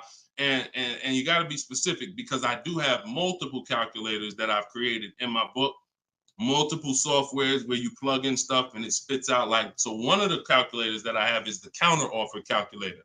So we never accept a deal until we send a counter. So what we do is we take the counters. We take all the offers we get, we plug them into my calculator. Whether it's a lease or whether it's several types. One is for leasing, one is for cash purchases and financing. Now, when you're financing, you're always getting your deals with tax and everything included, all in. So what it does is it takes all the offers, you plug them in, and then it spits out which one is the best, and it counters everyone based on the best offer. So let's just say a dealer says, I'm going to do a 1.1% lease. And then this dealer says 1.2, this dealer says 1.3, 1.5. It's not countering all the high offers based on their high offers. It's countering all the offers based on the lowest offer. Because if the 1.1% lease was presented to us, that means any of the dealer could have did it. So now we're calling out the 80% and letting them know that if this dealer offered me 1.1%, then you all could have done it too. You're just choosing not to do it, in which case that's what the 80% do. So we counter every single one. We even counter the lowest one. And some people in the group will say, Deshone, man, this dealer is the lowest, man. Should I be countering them for another $50 less? I say you must counter. Because you don't know if there's another $10, $50, $20. If you don't counter until a person tells you there's no more room, even if they're the lowest, that's not the best deal. So sometimes you counter the lowest offer, and the lowest offer will be like, listen, man, I gave you my best shot. I got nothing else. We know they're telling the truth because we got 4 or 5 other offers that are much higher than that. Sometimes they'll be like, listen, I can't do that $50. I'll get you another $10. That's the best I got. We know they're telling the truth because all the other offers are a whole lot higher. So that's the way the counter offer calculator works. It's gold. It's gold. So all right, we had an hour and 19 minutes. We try to keep these broadcasts about an hour and 15. Every now and then we go a little over, but listen, y'all, we are live Monday, Tuesday, Thursday, and Friday, 12 p.m. Mark your calendars, 12 p.m. Eastern time, 3 p.m. Eastern time. I'm hoping to, in the next couple of days, have a link in my bios so that people will be able to actually go to our calendar, put a reminder, but you know it.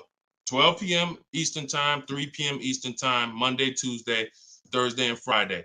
And this whole broadcast is sponsored by, if you just jumped on, I'm the creator, I'm the author of the book, the digital book, Cars from Home, 7 Steps to Saving Time, Money, and Avoiding Dealerships. You can get it for 75% off. It's normally $97, but as long as you get there before the timer hits 0, you can get it for $24 in my TikTok bio, in my Instagram bio, or you could go to deshonesbook.com in the comment section on YouTube or Facebook.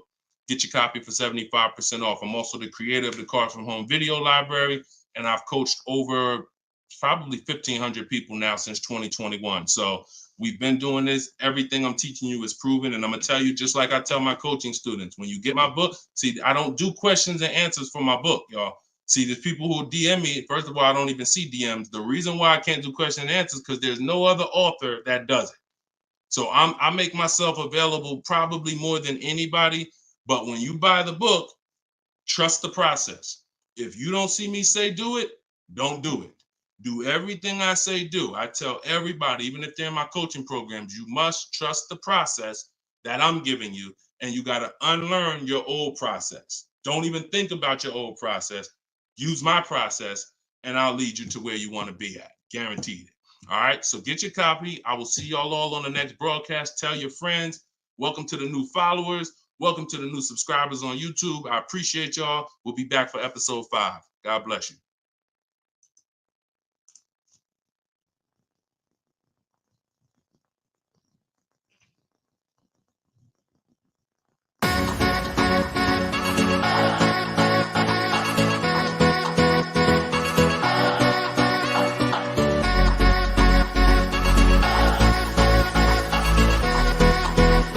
The worst possible thing you could say when you walk into a car dealership. I spent 5 years with Mercedes-Benz, 5 with General Motors, and the worst thing a person could say when they walk in is, if you could just get me to this payment, we got a deal.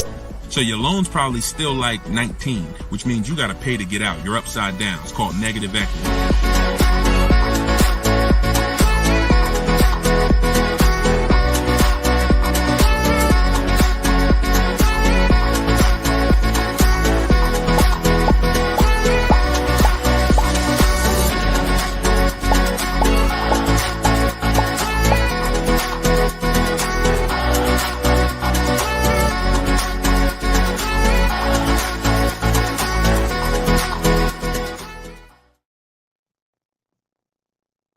What's going on? What's going on? Welcome everybody to Wednesday, 12 noon car shopping Q&A. This is episode 5. We do these live shows 12 p.m. We're not going to usually be doing Wednesday, but I said, you know what? Let's throw in a special 12 p.m. Wednesday. So we are actually live. I know some of you may watch the broadcast because we do rebroadcast these lives, but this is actually live, and we're going to be talking and taking questions right now. So as you come in, if you could hit the share button and tag a friend. I'm just getting us up on TikTok right now. I got to make sure I keep people out who are under 18. So come on in. I'm going to share this. If you don't know me, if this is your first time seeing a show with me, type the number 1.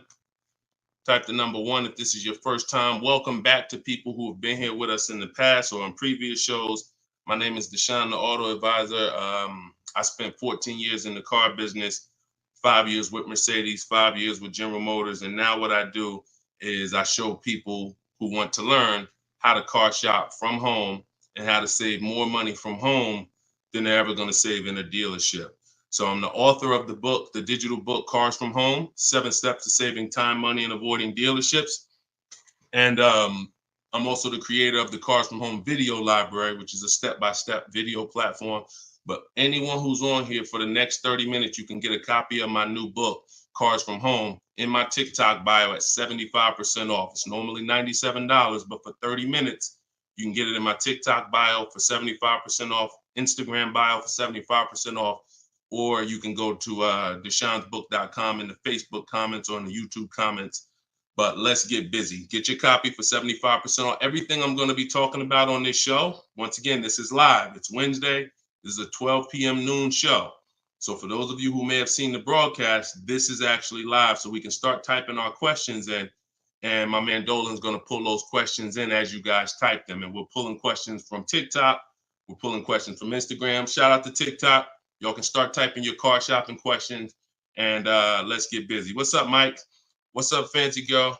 What's going on, Crows fam? I see you back. Good to see you. What's up, Manly Snacks? Good to see everybody coming in on TikTok. And as you come in on TikTok, can y'all start tapping the screen? If you're going to spend 10, 15 minutes with us, start tapping the screen, shooting those likes up. And then my man Dolan is going to bring in the first question when y'all type it. So Instagram, make sure y'all typing. Sometimes Facebook and YouTube, we notice y'all are a little slow. We need y'all to get a little faster because TikTok always types their questions fast, and Instagram usually types their questions fast. But Facebook, y'all got to get a little faster with y'all questions. So we know that y'all going to step up today and start getting your questions in. All right. I see one that came in from JC. You want to pull that one up, Dolan? On YouTube? Okay. Our best deals, are they made from the comfy confines of our home, or should we hammer it out at the dealership going toe-to-toe, jab for jab with the salesman, finance, and sales managers? Well, you have no leverage when you're face-to-face with someone. And leverage is what gets you good deals. Leverage is what, oh, we up to 500 likes on TikTok already. Shout out to y'all. Keep tapping the screen. Appreciate y'all. And tag a friend. Everybody bring your friends over. They need this just as much as you do. So what JC from YouTube just asks is it better? He's basically saying, am I gonna lose something by not being in the dealership face to face with a car salesman? You know, am I losing something? And it's a good question, but you're losing something by being there. And let me explain why. You're losing something by being there because your leverage in a negotiation, it comes from you talking to other people and having other offers. Let me give you a real example so that you can really understand that. When people are negotiating for your business, you're going to save the most money without trying. You go into the supermarket. Do you have to try to find the best deal on laundry detergent? Do you have to try to find the best deal on, anything, spaghetti sauce? No. Why? Because companies are actually hoping that you look and see that they're the best deal. Hey, look, we're on sale this week. Hey, look, choose us. They're trying to get your attention. They realize they're competing with all these other brands and they don't mind. So even with the TV, I always use a TV for example. If you go out to buy a TV right now, is anybody on here worried about overpaying for a TV in 2024? Anybody? And I always want to remind people, as you new people come on, this is live. This is Wednesday, our 12 p.m. live call. So our 12 p.m. live show. So you can ask your questions. This is not our rebroadcast. So what is anybody on here worried about overpaying for a TV? Anybody? No. Why is that? Because you already know that companies are competing to sell you a TV. Sony, TCL, Samsung, all of these companies are competing. Therefore, you're not gonna overpay. That's what we bring to car buying. In a nutshell, y'all, if I can wrap up what I'm trying to show you with Cars From Home, the reason why my brand is called Cars From Home, my book is called Cars From Home, my library is called Cars. The reason is because it's a mindset. It's a mindset. You're bringing the same mindset you would bring to shop for your TV to cars. And you don't overpay. You don't have anybody on here worried about having buyer's remorse for the TV. Look, Fancy Girl, Kiki, no. Look, RJ Newscom, no. Look, Patrice on Instagram, no. So no one on here is worried about overpaying for any of these items that years ago, we used to be worried about overpaying for TVs, but not anymore. So when you start staying at home and getting multiple offers and kill your programming that the car business has programmed you into thinking that you need to go in, then you're going to see how much money you save quicker. Okay? Who's not a good negotiator? As you come on, I want y'all to answer this question. Who's not a good negotiator? I see you, Yayo. I see you. Okay, I see you, Fun Times. Welcome, Tone Bud. Who's not a good negotiator? Just type me if you're just, Deshone, it's not my thing. I'm not really, look, Crow's fan. No, I'm not. What's up, Tom? Julia? So all of these, look, John C on Facebook. No. William on TikTok. No. All of these people are not yet. Danny on Instagram. So what I want to tell y'all is you no longer have to think you need to be a good negotiator to win with buying cars. You're going to start making people negotiate with each other. And that's multiple offers. So if you're buying your next car and it's a new car, you're going to get at least 5 offers from 5 different dealers. And if you're leasing your new car, you're going to get at least 5 offers from 5 different dealers while you're at home. And if you're buying a used car, you're going to stay at home. You're going to look at the entire used car market on all the marketplaces. I teach 8 marketplaces. You need to be everywhere a used car is. These are like if you were buying a TV, to continue to use that example, you wouldn't just be on Walmart.com, but not be on Amazon. You wouldn't skip Best Buy. You wouldn't skip PC. Wherever there's a TV, you would be. It's the same thing. And y'all are going to save more money than you've ever saved, easier. This is how you take control and have your confidence, and you are empowered. Okay? So that's the answer to your question, JC. You don't lose by being at home making dealers bid. You lose by being in dealers going one-on-one. Okay, great question. Shoot the next one up, Dolan. All right, this one is Mr. Martinez on TikTok. Do they require a credit check with the request? Now, that's a good question. They'll make you think they do. Whenever somebody requests your credit for a quote, just know that that's a tactic. This is why you don't want to be in dealers talking. Remember this rule. Never talk numbers for a car in the dealership. Okay? Never talk numbers in the dealership. You want to only test drive the car. Now, it's a little different with a used car. New cars, leases, never talk numbers in the dealership because you have no leverage there. It's continuing to go back. You have no leverage inside the dealership.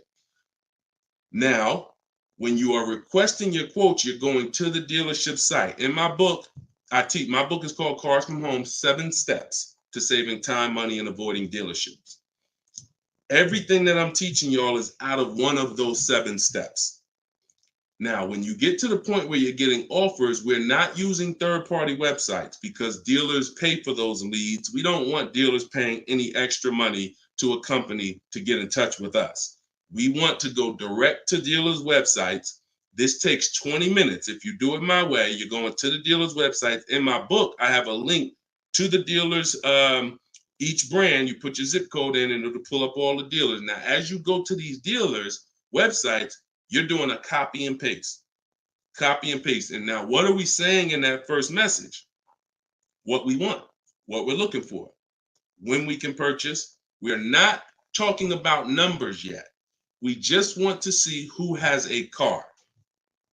Now, once we see who has a car, now my strategy that I like you to start using, and some of you who have my book, you've used it already, is the 25 to 5. 25 to 5 is when you're connecting with 25 dealers online, and the goal is to get 5 offers. So, and the reason why we get 5 offers is because 80% are overpriced. So 4 of those 5 offers are usually going to be overpriced. That's when you know you did it right. So when we're getting our quote request, one dealer might say, oh, I can't do it without credit. One of the things we say when we're requesting quotes for a lease is assume tier 1. Now, for those of you who are purchasing, not leasing, you're going to request quotes all in, taxes, fees, everything in. Now, there are people who are going to try to knock you off your game. Some of you know, if you have my book, I have scripts for everything they're going to say, because I used to have to use these templates. You're going to hear stuff like, oh, we need you. When can we get on the phone? Can we just have a quick phone call? My script for that is, I'm going to be handling my whole process from home. I'm only going to be talking to the person who actually makes the best offer. And then you always end with a question. So you will always ask. You never want to end your communication online just end with a statement, because they're trying to get you on their agenda. You're trying to keep them on our agenda, which is, you're either going to let me know what car you have. Do you have a car that matches what I want? Second, once I confirm you have a car that matches what I want, can you give me an offer for it? That's what we want. And everything we do is to stay on that agenda. Does that make sense? When you're leasing and you're buying new cars, you have to have an agenda, because, again, I'm trying to teach you, I want you shopping with strategy. I've been doing this, helping people since 2021. We've helped over 8,000 people, probably 6,000 with my book, another 2,000 with our video program. So this, we know, works. I'm not telling you something that I'm hoping works for you. You just have to do it. But what you're going to have to do is stick to the agenda and realize that my only two purposes is to find out, does a dealer have a car that matches what I want? And can you make me an offer on it? That's it. And now I have scripts in my book that do that. For all of you who just came on, this whole show is sponsored by my new book, Cars from Home. And you can get your copy for 75% off. It's normally $97. It's a digital book, because I need to update it as things change in the market. And if you got a print book, if I printed a book and now I mailed you a book, now you got the book and it works now, but when you go to use it a year from now, some things may change, some websites may change and whatnot. Now you got to buy another book. So this book is a one-time. You get upgrades as I upgrade it, and I probably updated it at least 4 times since I launched it. So get your copy for 75% off in my TikTok bio, but you only got 30 minutes. Once 30 minutes passes, it goes back up to $97, which is still a great price, by the way, because you're going to save thousands of dollars using it in my Instagram bio and my TikTok bio. So you're never getting to the point, Mr. Martinez, where you are giving a person an opportunity to run your credit, because everything you're doing is at home requesting information. So as long as you get into the business of being at home, writing and requesting prices and seeing which dealer is going to offer you the car for the best price, you're never going to be in a position where you need to be giving your credit, because there's no reason. And if you give your credit, you really fell for the game, because now they locked you into them, which is the goal. So no reason for everybody, no reason to give credit to give somebody our credit to get an offer. All right, go ahead, Dolan. Next one. Type your questions. I see a lot coming in from Instagram. I'm in the dealership right now. Vital on Instagram. Keep that up, Dolan. Vital just said I'm in the dealer right now. Now, if you're there negotiating, then you're never going to get the best deal. You're never going to get the best deal. Understand, y'all, I'm not playing games. For those of you who don't understand what we really do here, like, this is Greg right here. Greg used our strategies. He got a $56,000 Kia EV6 win. He got it for $527 a month on his lease, no money down. That's through bids. That's not through negotiations. Danielle's lease, $44,000 Audi A3. She got it for $550 a month, no money down. You know, this is on a purchase here. Sean bought, and some of you may have these cars and look at your payments and you're going to say, Dad, Deshone, I got that same car, man, and I ain't get that price. That's why I'm trying to tell you to listen. And like, we're not regular here. And sometimes I think, like, I'm not the public. I could be in the car business making $200,000-$300,000 a year if I wanted to. This is not God's plan for me. I'm trying to give you the game, but you got to understand who I am. This ship has sailed. We've been doing this for thousands of people since 2021. If you just now here and you just finding me and you haven't used my stuff yet, like, you missed it, but understand, don't keep missing it. This Sean, he got this F-150 Lightning XLT, $73,000 truck, brand new truck. He saved over $20,000 getting bids my way. And the people who learn from me, they're never going back to the old way. They're never going back to negotiating and dealing. It only take one time for you to use what I'm telling you and see how quick you buy cars and see how much money you save to realize, oh shoot, I'm never going back to that old way of car shopping again. All right. So if you want to do it, you need to leave that dealership. Unless you're just there to test drive, that's different. So Instagram, considering leasing a car, but feels like it will keep me constantly having a car payment if I choose to keep leasing at the end. Could you please explain the strategy to leasing versus financing? Absolutely. So when you're leasing, so this is a great question. Somebody said, look, if I lease, I'm going to always have a car payment. That's absolutely true. And so there's two totally different ends of the spectrum, y'all, when we look at how we acquire cars and get the best deals on them. One is a lease. My goal is to drive a new car, always under warranty in most cases, except if I'm a high mileage driver. I'm paying pennies on the dollar compared to somebody purchasing like that same car that Greg got. He's paying $527 a month. That same vehicle would be, it's a $56,000 car. That same vehicle will be $1,000 a month on the car note, at least on a 6-year car note. So I'm paying pennies on the dollar. I just had somebody today, he's going to pick up a brand new Kia Telluride. He got a payment of in the 400 range of $42,000 Kia Telluride. Once he negotiated it, he decided he was going to put $2,500 down because he wanted his payment where it was. But he already had a ridiculously low payment. It was like a 1.1% lease deal on a Kia Telluride. I told him, I said, you know that same Kia Telluride, $42,000, that would cost about $800 a month to purchase? He said, yeah, I know. I used to buy one. I used to buy mine. He actually had one. It got totaled. So he knows how much he was putting into that vehicle before he actually figured out he's not an 8-year person. So if you're not keeping your cars 8 years, you should be shopping for aggressive lease deals because it's pennies on the dollar. And we shop with bids because it's easy. It's fun. We're in control. And that's the way we do it. Now, the other side of the spectrum are long-term vehicles that are going to be what we call a keeper. If anybody who has a keeper in their household, type a K. If you have a vehicle in your household right now that you've had for more than 8 years, type a K. Type a K. Type a K. As you come in, y'all, could you hit, if you're on Instagram, could y'all hit that paper airplane? It looks at the, like at the bottom of the screen. It allows you to share this broadcast with your friends. And could everyone who shares, could you share this broadcast? It does help. It matters. And I'm never going to stop asking for it. And I'm never going to stop appreciating the people who share. I appreciate you guys.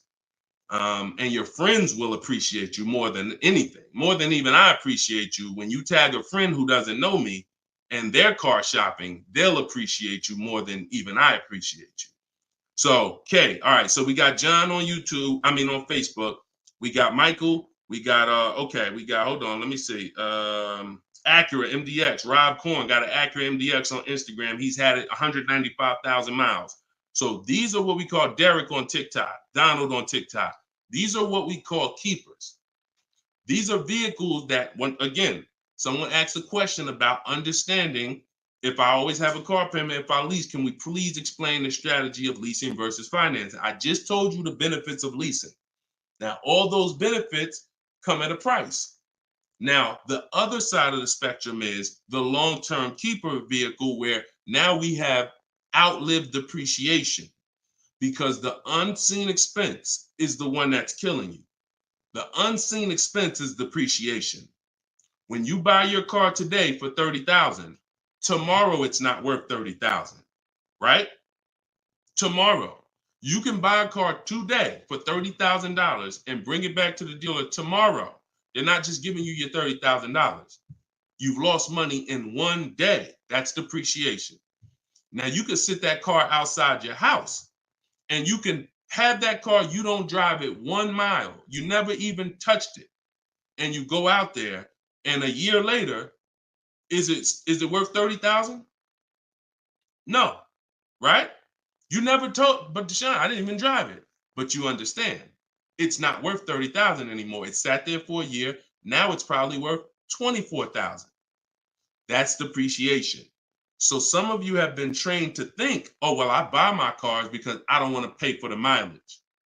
What I'm trying to get you to understand is when you understand depreciation, you're going to see not only do you pay for the mileage, whether you buy or lease, you pay for the car whether you drive it or not when you buy.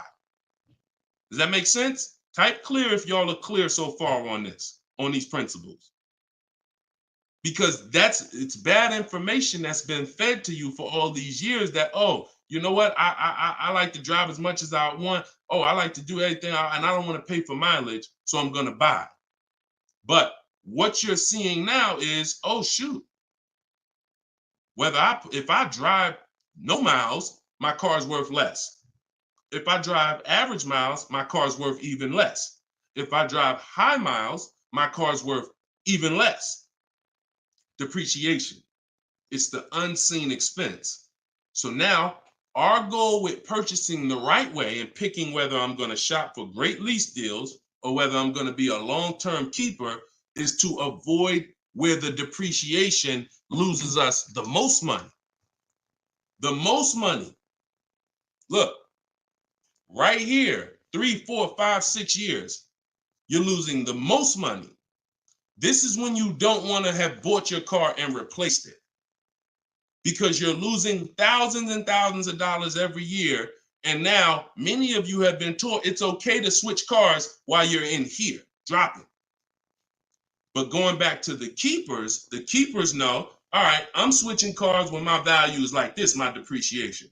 So all of you who said out there that you got a car that you've had for 8 years, 10 years, 12 years, now you're gonna, here's what proves to you what I'm saying is true. The keepers, which is why I'm trying to get you guys out of that middle, all you 3, 4, 5 year people, 6 year, 7 year people that do not lease. You don't keep your cars long enough to outlive this depreciation, but you don't lease. You're losing the most money by far, thousands and thousands of dollars every car you buy in resale value, because you flip cars, try to trade them in while you just lost thousands and thousands of dollars. So on the other end, those of you who said, Deshone, I got a keeper outside, if that car today is worth $5,000, a year from now, it's probably going to be worth $4,800. That means you're no longer losing value like this. You're only losing value little by little, and you've outlived the depreciation. So your goal when understanding should I lease or buy is like, Deshone, okay, how do I avoid this? Well, if you're not keeping your car 8 years, you should be shopping for leases. Everyone who told you otherwise was wrong. I'm not going to say they were malicious, but they were incorrect. And unfortunately, I call them confidently incorrect. Dangerous. Being confident and incorrect is dangerous to you and others and everyone who's going to listen to you. So I'm telling you the truth based on numbers, that shopping for lease deals is here. If I'm not keeping my cars 8 years, I need to be shopping for great lease deals. If I'm going to keep my car more than 8 years, then I'm going to purchase and I'm going to make sure I get a car that's going to last 8+ years so that I can outlive the depreciation and win with long-term ownership. But I'm not stuck in the middle. Clear? Clear? Everybody clear before we move to the next question? JC said, my man hitting on all cylinders. I appreciate you, man. This is what we do, man. I've been doing this since 2006, man. I'm not new to this. I've been helping people save money on cars and make dealers bid for their business since 2021. And that's what I'm known for. Here in New Jersey, people know when I had my brokerage, Deshone is the person that helps people save money if you listen to him. If you don't listen to me, God bless you. I wish you the best. All right. So for all of you, cue the next question up, y'all. For all of you who just jumped on, this whole show is sponsored by my new book. Everything I teach is out of my new book. It's called Cars from Home, 7 Steps to Saving Time, Money, and Avoiding Dealerships. It's normally $97, but as part of our launch, you can get your copy for 75% off. It's a digital book. It'll be in your inbox in literally 3 minutes. And if you're on TikTok, you won't leave the broadcast, so you don't have to wait until the show is over to click the link in my bio, get your copy, and then you can come back and listen to the rest. Same thing on Instagram. And we got something in the comments for Facebook and YouTube. You guys can click the comment section, or if you're watching us on television, you can scan the QR code with your phone. All right, let's go, Dolan. Shoot that next one up, brother. Let's keep these questions coming, y'all. Keep typing them. And again, we're live right now, Wednesday. This is our Wednesday 12 p.m. live stream. I want to make sure I keep saying that because we broadcast these shows all day long so that some of you could tell your friends if they missed the live show, they can still see the broadcast. But right now, it's Wednesday, and this is our 12 p.m. live. So ask your questions. This ain't a rebroadcast. JC said, could you please share with us your insights on how to best eliminate dealer add-ons, addendum lists from the deal? Example, windows etching, low jack, nitro in the tires, Scotch guard. Okay, you name it, whatever. I always say this, and I have a video that has done well. It's been seen by several people, and it says we don't negotiate with dealers with fake fees. You can see what I need you to know is 80% of dealers are overpriced. 20% are trying to beat their competition and they don't mind competing. These are the best people in the world. These are the people you want to find and buy from. But there's 17,000 new car dealers in this country. There's 100,000 used car dealers in this country. Somebody tell Isaac on TikTok that we just answered that question. So if there's 17 million new car dealers in this country, 17,000 new car dealers in this country, and 100,000 new car dealers, used car dealers, and 80% are overcharging, then you need a strategy to find the 20%. That's another reason why you cannot walk into a dealer and think you're going to get your best deal, because you don't know. You have a much higher chance of finding an 80% than you do a 20%. Does that make sense? It's more than likely when you walk into a dealer and you request a quote or you request an info, even the dealer that you've been buying from, they're going to say, it's more than likely you're dealing with an 80% dealer just based on the sheer numbers. It's not 50-50. And like I said, I've worked with 8,000 people since 2021. We have the data to show this is not 20% is who you're looking for. That's who we're looking for. So what we do is we need to sort for them. We're not looking to walk in. We're looking to stay at home and sort for them. The 80% are going to do what the 80% do. To answer your question, JC, I'm not interested in getting an 80% dealer to take off their fees because that's not what they do. Thanks, Carter's dad. That's not what they do. They charge fees. People pay fees. People who walk into them and buy the old-fashioned way. Your friends. Some of my friends who don't know me, most of my friends know me though now. So, pretty much everyone that knows me in real life uses what I teach. But some of your friends, pretty much any of your friends that ain't doing what we teach, they're out there walking into dealers. And the 80% are going to do what the 80% do as long as people keep paying it. As long as people, all right, man, well, look, you're going to have to take some of that off. It's made up to begin with. So how do I win if you're taking off $2,000 of fees you made up and then I think I won? How's that a win? So the tactic is, the worst kind of people are going to start so high. It's called padding the deal. So when you walk into the dealership, I'm padding the deal if I'm the worst kind of person. If I'm somebody who I bounce from dealer to dealer, I make a lot of money, but my customer service scores are low, but I make a lot of money, so I always have a job. Now what I'm going to do is you're going to sit down, and I'm going to say, all right, which car are you looking for? Which car are you looking for, Diana? All right, Miss Roberts. All right, here's what we're going to do. Okay, so it's going to be working out about $650 a month. All right, shoot, that seems kind of high. Here's the problem when you're in a dealer. You don't even know if $650 was the right starting point. Maybe the real starting point was supposed to be $550. But I'm going to start you at $650 because I know psychologically you need to think you won. See, pay attention to this. Pay attention to what I'm telling you. Selling you a car, the way the car business has programmed you, it's not about you winning. It's about making you think you won. It's a psychological game that car salespeople are trained heavily for. So when you come in and I tell you it's 650, or when you look at that car and you see it and you're like, the window sticker says 42, but when we sit down and I say, okay, we got this fee and we got that. All right, so asking price is 45,700. And you're like, wait, but the window sticker says 42. But yeah, these are the add-ons that we have. All right, now I'm starting so high that I can take off money to make you think you won, and I still end up winning because I really didn't take off anything. So this is why we don't play the games of back and forth with fake fees. What we do is we sit at home, we get bids, we look at, if we're looking at pre-owned cars, we're looking at the marketplaces, we're narrowing it down, because my strategy for shopping for used cars is different than new cars. New cars and leases, we use something called the 25 to 5 strategy. That's when we reach out to 25 dealers to get 5 quotes. Used cars, we use the multiple marketplace strategy, where we go to all the used car marketplaces and now we look at what the low price is in the market and we sort it down to our top 3, top 5. And then we take it, we got to make sure there's no fake fees on them, because that's a tactic they'll use on used cars. Fake fees, put a price out there. So everything is a screening process. That's what I want you using, a screening process, a sorting process, so that the best deal reveals itself. You don't negotiate for it. But we don't try to turn 80% dealers to 20%. They're never going to be that. Maybe they will if we change the whole industry, and they won't be able to keep their job if they don't change. But for today, 80% dealers are going to do what 80% dealers do. That's not our job. Our job is to find the 20%. Clear?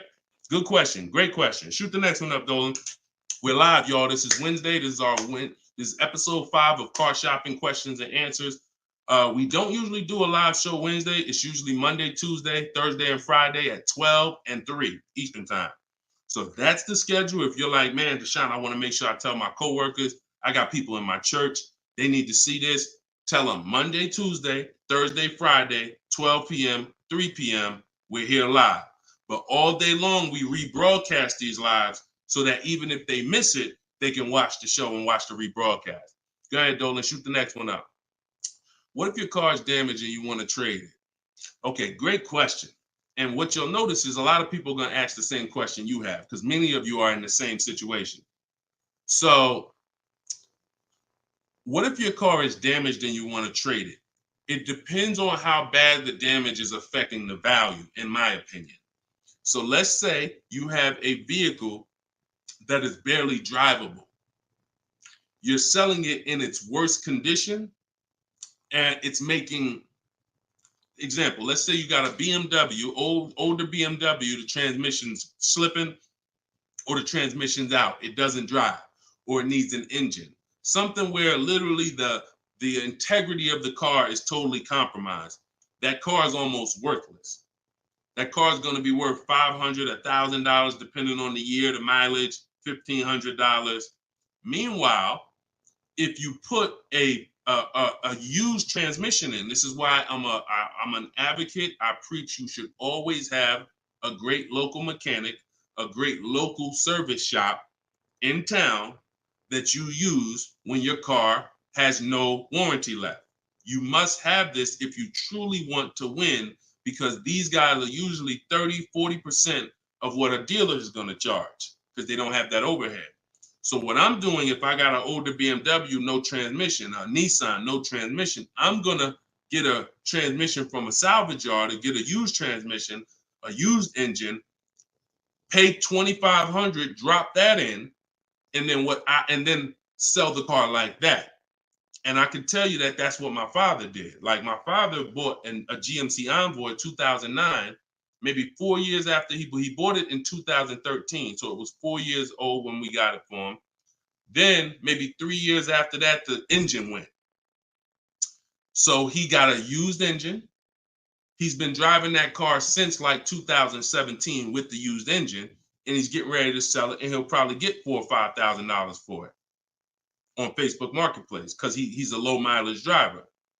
So you see how literally he could have went from switching a car when it was in its worst condition taking a loss for it versus investing the right money with the right person, getting the right engine, right transmission, drives it for a couple more years, and then can still pull a couple $1,000s out of it. Y'all clear? Y'all see how? Y'all see that? Type dollar signs if you understand that. That's the win right there. Not taking the loss and saying, all right, let me just get out of this car, it doesn't drive, and just taking the L. Big financial loss. Now, if you don't have major damage, then I wouldn't say fix it. If you're gonna go and you got a couple nicks on the car, then it might cost you $500-600 to get the nicks touched up, but then the value of the vehicle only changes by $500-600. So it was really a wash. You put 500 out, the car's worth 500 more. You want to only repair stuff that when you spend the money, you get double back what you spent. I put 2,500 in, it increased the value of my car by $5,000. And that's typically my opinion and my rules on how I like to operate when it comes to damage. Yes, I'm actually live right now. And why is your name the Auto Advisor? We got the Auto Advisor on TikTok. Go ahead, shoot the next one up, Dolan. All right, this one from YouTube.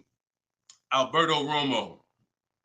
My car has some equity. Dealer called me if I want to trade for a new one. Car has less than 30,000 miles. Should I do it? Who's getting calls from dealers right now begging them to come in and look and let them buy your car? Who's getting calls? Who's getting emails? Who's getting letters right now from dealers? Fancy Girl Kiki said me. You're getting calls. You're getting calls. You're getting emails. You're getting letters. Hey, Ruben, we'd love to buy your car right now. Hey, Isaac, we could get you out of your car early. Come in right now. A lot of you, right? I see a lot of you. The reason that's happening, look, he's saying lock on Instagram, me. So the reason this is happening, y'all, is because they're depending on you letting the dealer be your first offer for your car. Now, see, dealers know they're getting outbid right now. They're not able to buy as many cars as they used to because people are getting used to, I mean, it's almost a curse word in my book. We don't use this word. We don't use the word trade. And some of you who have seen me in the past, you know, we don't use the word trade. There's only one scenario where we need to trade, and that's if we have too much negative equity. The reason why we don't trade is because trading is not a bidding system. There's 3 transactions that you've been trained to give to a car dealer. One is buying a car from them. That's its own transaction. I bought a car from you. The second is getting the loan from them. That's another transaction. I got a loan from you, because there's other companies out there that only give loans. They don't even care if you buy a car. They don't sell cars. They give loans. That's a clue that there's money in the loan business. Now, the third transaction is people who want to buy your car. When you give your car to the same dealership, you gave them your old car, that's one transaction. You gave them your loan, that's another transaction. And you gave them the purchase of a new car from them. That's 3 transactions. And most times you didn't get bids on any of them. That's how you're losing money. You're probably losing $2,000 here, probably $1,500 on the loan, and then maybe another $1,000, $1,500 on your car that you gave to them. Hidden money. See, I'm not just here to teach you how to car shop from home the right way, strategically using my system. I'm also here to reveal to you the hidden money that you haven't seen in your car deals. So you got to stop doing combining transactions. That's why we don't trade. We get offers in my book, step 2. My book is 7 steps. Everything I teach is 7 steps. Those 7 steps won't change. First step is most important question. That's leasing versus buying. How many years you keep in the car? Second step is equity assessment. I need to get offers for my current car, my current lease, see if I have any equity, see if I can break even, or see if I have negative equity. Third step is deal structure. I need to find out how much this car is supposed to cost if I get a deal on it. I'm budgeting for a deal. See, we don't budget based on how much I could afford. I'm budgeting, I'm looking at a car if I'm going to lease and saying, if I'm leasing, this is what a good deal would be on this car. I'm budgeting if I'm purchasing, this is how much I'm coming up with. Watch this. Many of you, you go in and you be, oh, I only want to spend no more than $500 a month. Or hey, I only want to spend no more than $30,000. You end up spending $570, or you end up spending $31,500. Or they say, hey, yeah, we got you to $30,000, but what about the taxes? All right, well, I guess I'll just put that on a credit card. So you end up going over budget because you shop with your max budget in mind. We never shop with our max in mind. We shop with multiple goals below our max so that we always, no matter where we land, we're under our max budget. That's step 3. Step 4, we do something called shopping, not buying. We don't mix the two with my system. Shopping is deciding what you want. Buying is step 5 when we go into the market and we start getting offers on what we want. But when you get to step 5, you're in the market getting offers. Step 6 is paperwork and protection. All that paperwork that you need to know. All right, yo, do I need this product? Warranties, all of that is step 6. And then step 7 is delivery. So everything I'm teaching you falls under one of those 7 steps. And I'm trying to get you to use a system instead of winging it. If you don't wing it, you'll be fine. But step 2, Alberto, is the equity assessment, where you're getting offers to find out what your car is worth. You can give the dealer an opportunity later to beat it, but you need to know. That's why we don't respond to those. Hey, come on in. Let me look at your old car. Let me buy your old car. Hey, come on in. Let me see. You need to call your bank for a payoff, and you need to go to CarMax, Driveway, Carvana, Kelly's Blue Book Instant Cash Offer, AutoNation, Sell My Car, Car Guru, Sell My Car. Take you 20, 25 minutes to do your equity assessment, and you got real cash offers that you'll know if I have equity in my car, and you'll know these people can cut me a check in an hour. And now let me go prepare to shop for my replacement car because these companies already bid on my old car.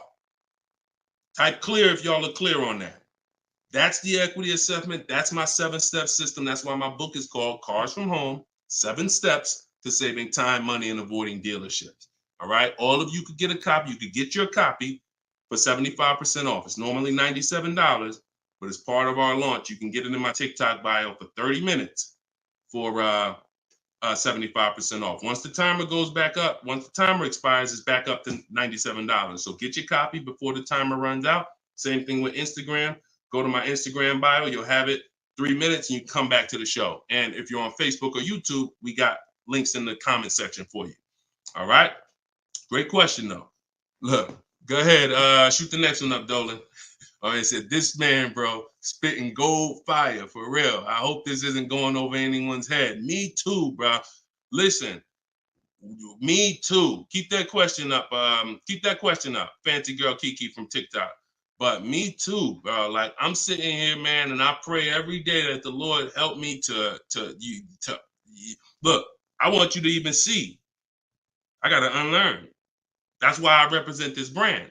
I got to unlearn. Like I have been programmed, and the people who programmed me have actually programmed me because they make more money by me staying programmed. So some of you, it's unfortunate, are not going to spend $24. You're not going to spend $24. Now, I had people get the book for $97. It's people that might be on here that say, man, I got the book before we even had this sale. $97, but some of you are not going to spend $24 to get the book. But you want to go into a 5-figure transaction, a 5-figure, $10,000, $50,000, $100,000. Some of you who are buying luxury vehicles and exotics transaction, but it's something about not, and that's just unfortunate. All right, Fancy Girl Kiki from TikTok. Is it true that you can have your down payment go towards your payments? So, all right. So when we're working out our loan, again, this is still combining the loan and the purchase of the car. Because when you're actually trying to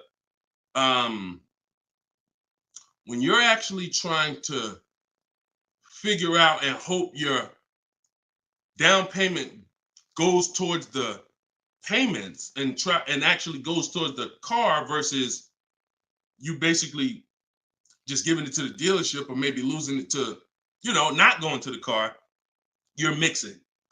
Because when we're shopping, we have loan. When you buy your car, if I'm financing, right? Give you an example. When I bought my Infinity truck, I'm shopping for the car. Once I get the car, now, and I use my perfect budget calculator. It's in my book. It's a calculator I created. See, that stuff I can't even explain on this show. I can't explain how a calculator that I created works. It's a surprise when you get there, when you read and you're like, oh, this is a calculator. I never seen nothing like this before. I know, because I made it. And I got like 5 of them in there. So, but when you're trying to do what it does, I could tell you how to do this manually to some degree. When you got to know what you can spend. That's why we have that budgeting exercise where in order for me to be at a $450 a month payment, I can't get any more than a $22,000 loan. If I get more than a $22,000 loan, then I'm going to have more than a $450 payment.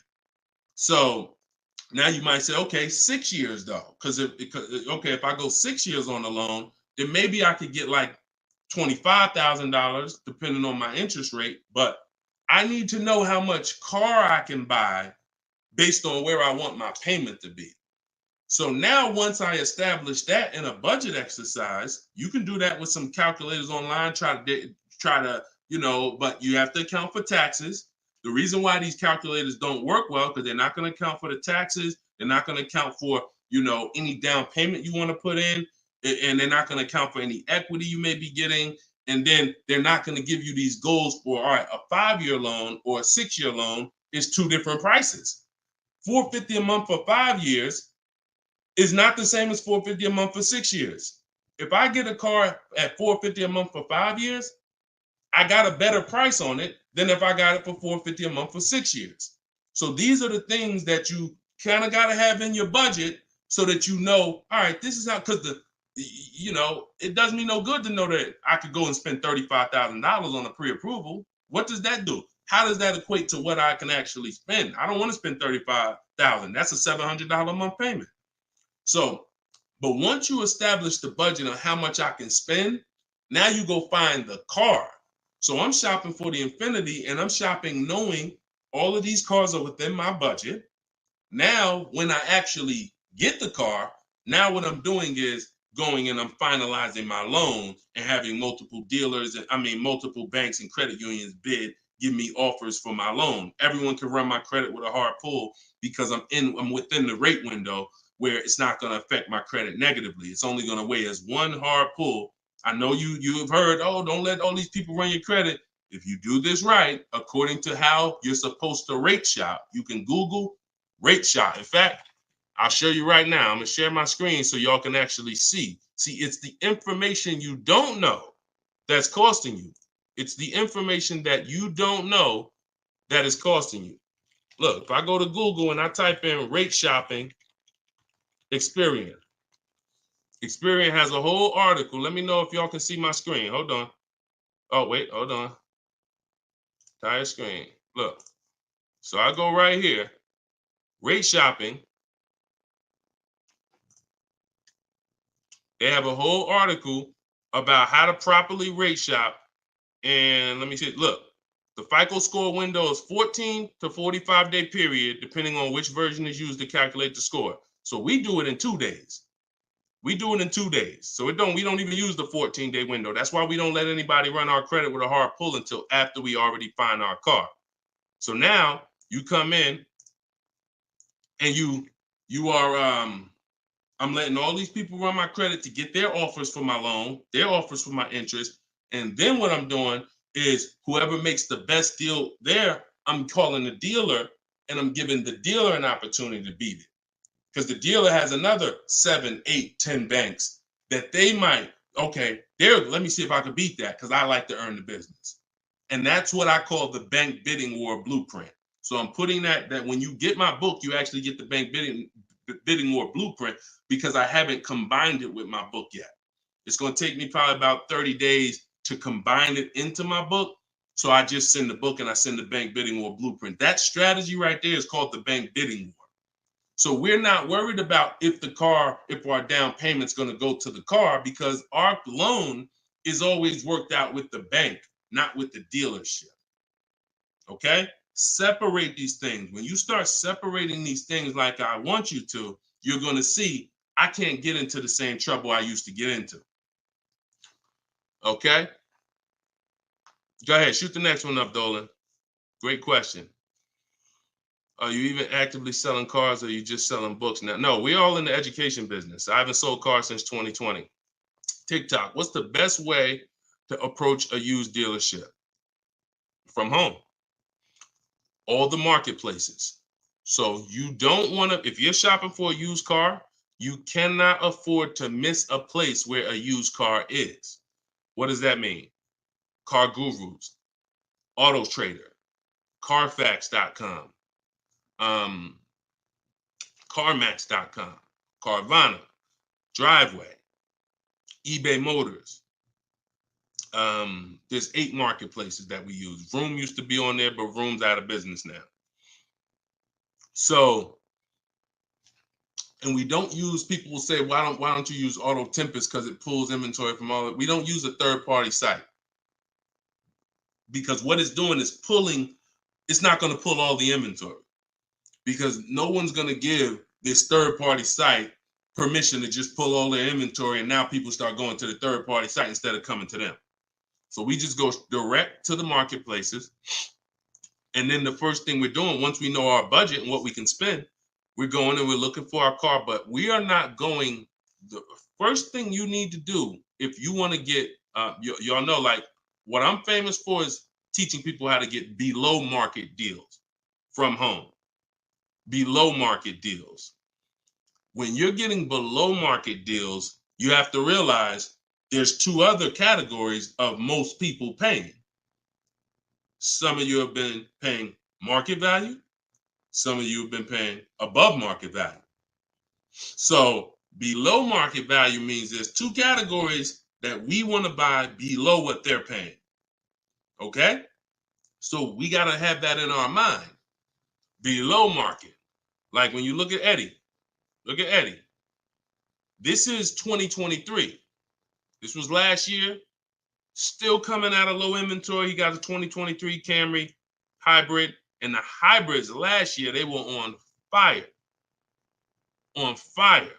Like, so they were still charging $2,000, $3,000 over sticker price for the, he got $2,086 under MSRP getting bids. That was his lowest bid. Okay? He said, I had a 1-week window. So those of you who are like, Deshone, I need a car in a week.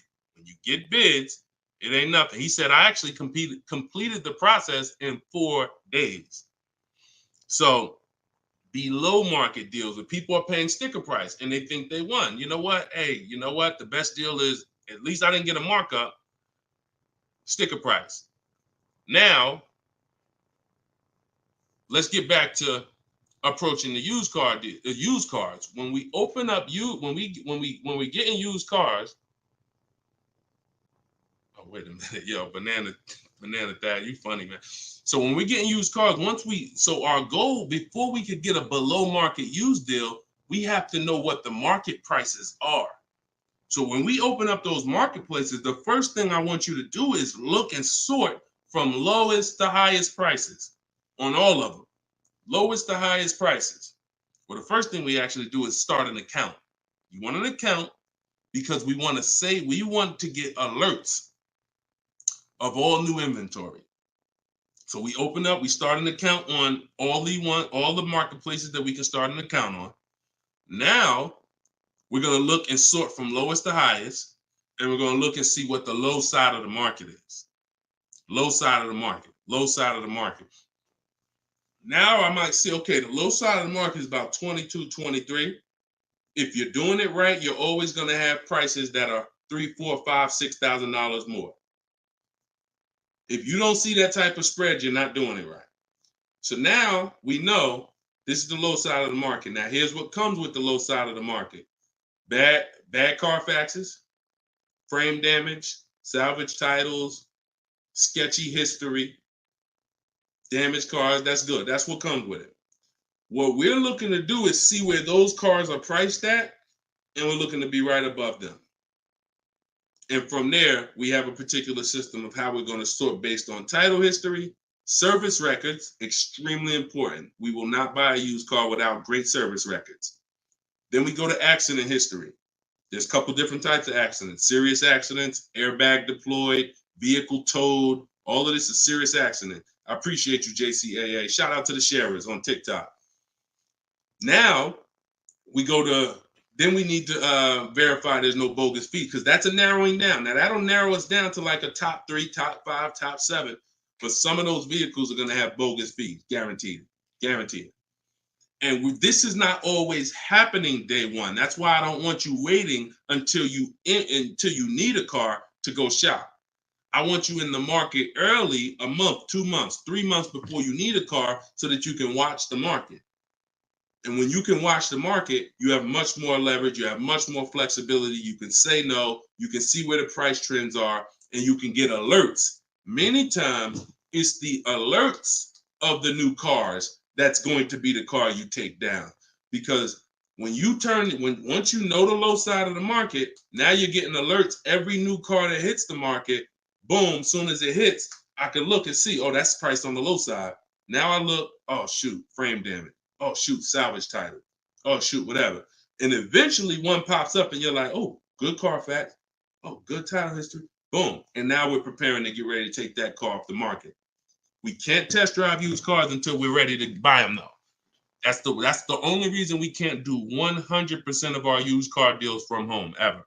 New car deals, we've had people throughout, use my book in my course. 100%. Dealer delivers the car. That can happen. New cars and leases, 100%. Used cars, we can't. You must go to the dealer. You must see the car. You must drive it. And then that's when you're taking that deal across the finish line right then and there. Okay? That's a overview of what I call my multiple marketplace strategy. If you do that, you win. I mean, there's no guarantees in life. So I'm not here to guarantee, but I am here to say, you haven't had strategy. When you're using strategy and boundaries, you haven't had boundaries or strategy. You add boundaries and strategies to your car buying, 99 times out of 100, you're going to win more than you used to win. All right? Go ahead, Dolan. Shoot the next one up. Does your book teach how to sell and grow? I don't really know what that means. Sell and grow. This one's from TikTok. Do I get a discount for paying cash for a car? No. I know a lot of people who was taught you get a deal for paying cash? Type a dollar sign if you were taught you get a better deal for paying cash. I got the book, the cheat sheets, awesome. Service connected. Don't use the cheat sheet. If you got the book, scrap the cheat sheets. The book is the nuts and bolts. The cheat sheets is an overview. I see you though. Use it. Win. So, all right. So you got Gina VL. You got Court. I don't want to butcher your name, so I'm not even going to try. I see you on TikTok, though. I see Cozy Boy Nesto on Instagram. Okay, Monty. So my question was, who was taught you get a better deal by paying cash? All right. Now, I said type a dollar sign if you've ever heard this. Now, I don't want you operating with bad information. Let me tell you where this came from. And remember what I said earlier in the show. Earlier in the show, I told you the car business is not about you winning. If you win, great. But it's about making you think you won. And I can only make you think you won based on what you tell me you need in order to feel like you win. So if you come in and say, listen, man, I'm paying cash, man, y'all got to do something better for me. I'm not going to sit here and tell you, well, you don't get a better deal for paying cash. Now, I would tell you, listen, I'm going to be honest with you. You can get this price whether you pay cash or not. So, like, there is no, but somebody who's like not going to be willing to go and tell you that, they're going to make it look like, all right, I got to make you think that the deal I'm giving you is because you pay cash. This originated from when dealers used to finance cars. There are still people And you may be one of them who think the dealer owns your car after you get it. That's why there are people who say if they can't afford a car, they say, man, I'm gonna get a dealer back their car. It's not their car anymore.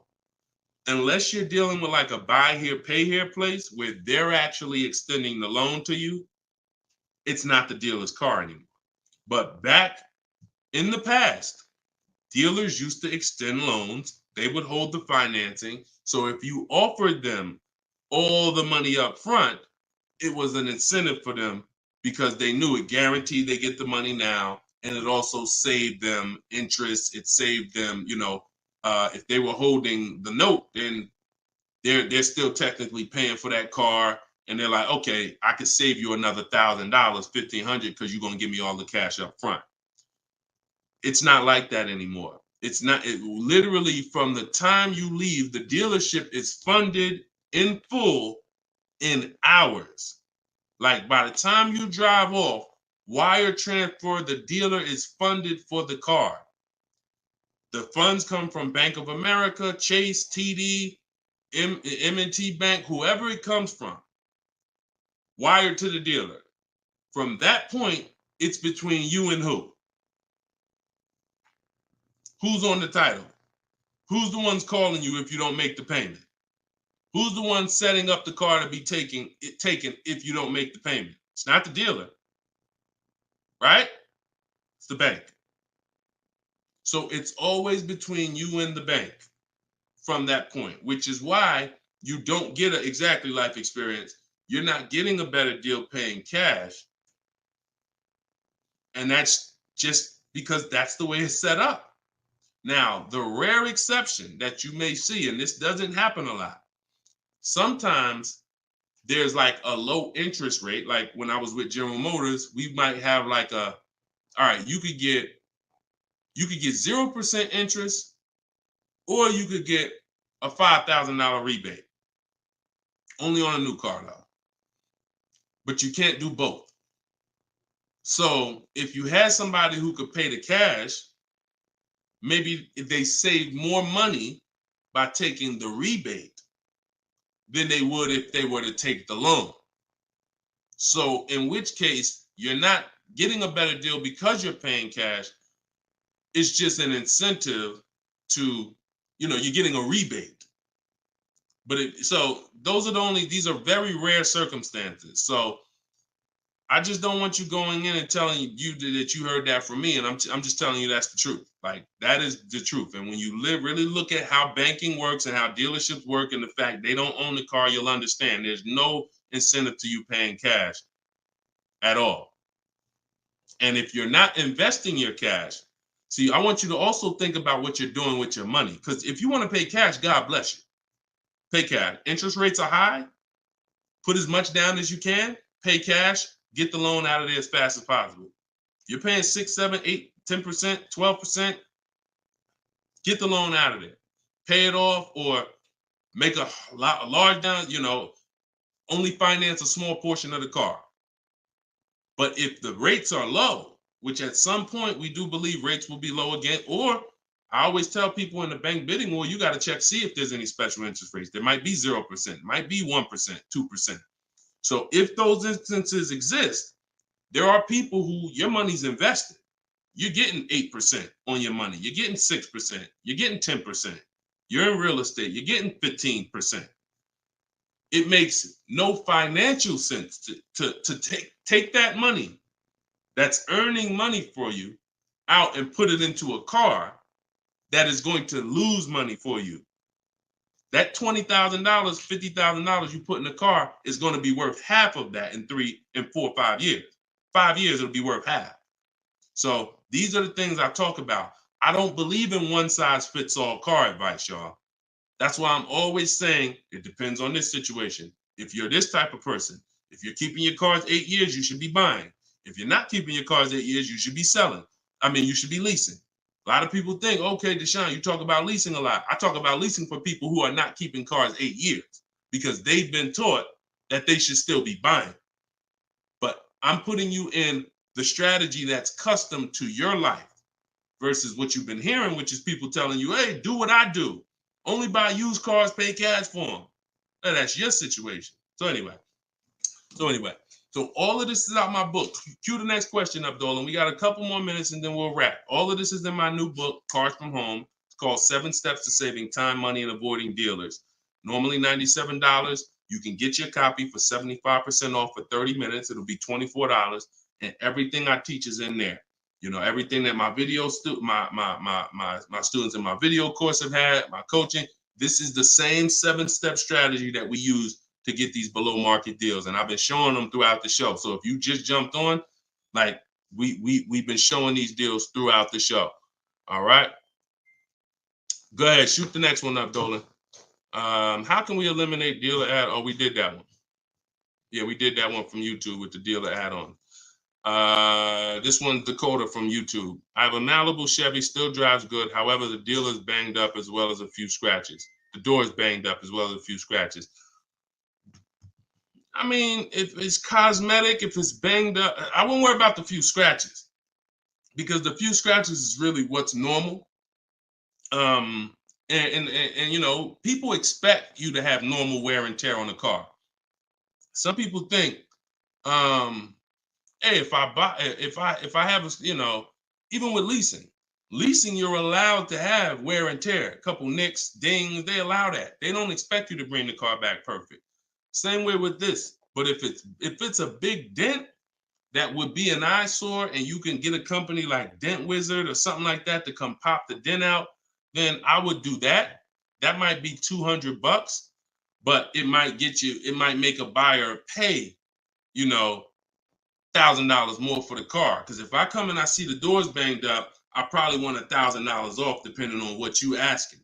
But if I come and see you done smoothed it out, now you could ask, and I'm less like, you know. So that stuff that you can put a little money in, that gives you a bigger return when you go to sell a car. Okay, in my opinion. Okay, show and tell. I have the book. Is Maps Academy different? Yeah. Maps Academy is my video program. The book is the 7 steps. I have a video library that's 7 steps in video, and then Maps Academy is, you know, my video program, and I coach people. So we do these Zoom calls, so we make sure we answer questions. So I always say, get in where you fit in. You know, get in where you fit in. I don't care how you get the information. Get the information. You want to get it from my free videos on social media. You want to cycle through those. I got hundreds of them. Piece things together.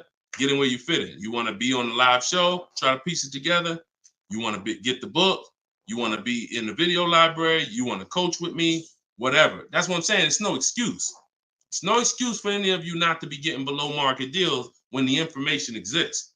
And it's thousands of people that testify about me. I'm not new here. We got over 2 million followers. If I wasn't helping people, it would have been out by now. Somebody would have wrote by now, oh, this guy don't do what he said. I got thousands of people around this country, testimonials, hundreds that we done just grabbed, boom, boom, emailing us, yo, look at my deal, look at my deal. So it's just, you are just now discovering what we do. But understand, we've been doing this. All right. All right. All right. Go ahead. TikTok. What would be the sweet spot year in buying a used large SUV, Suburban, or Expedition?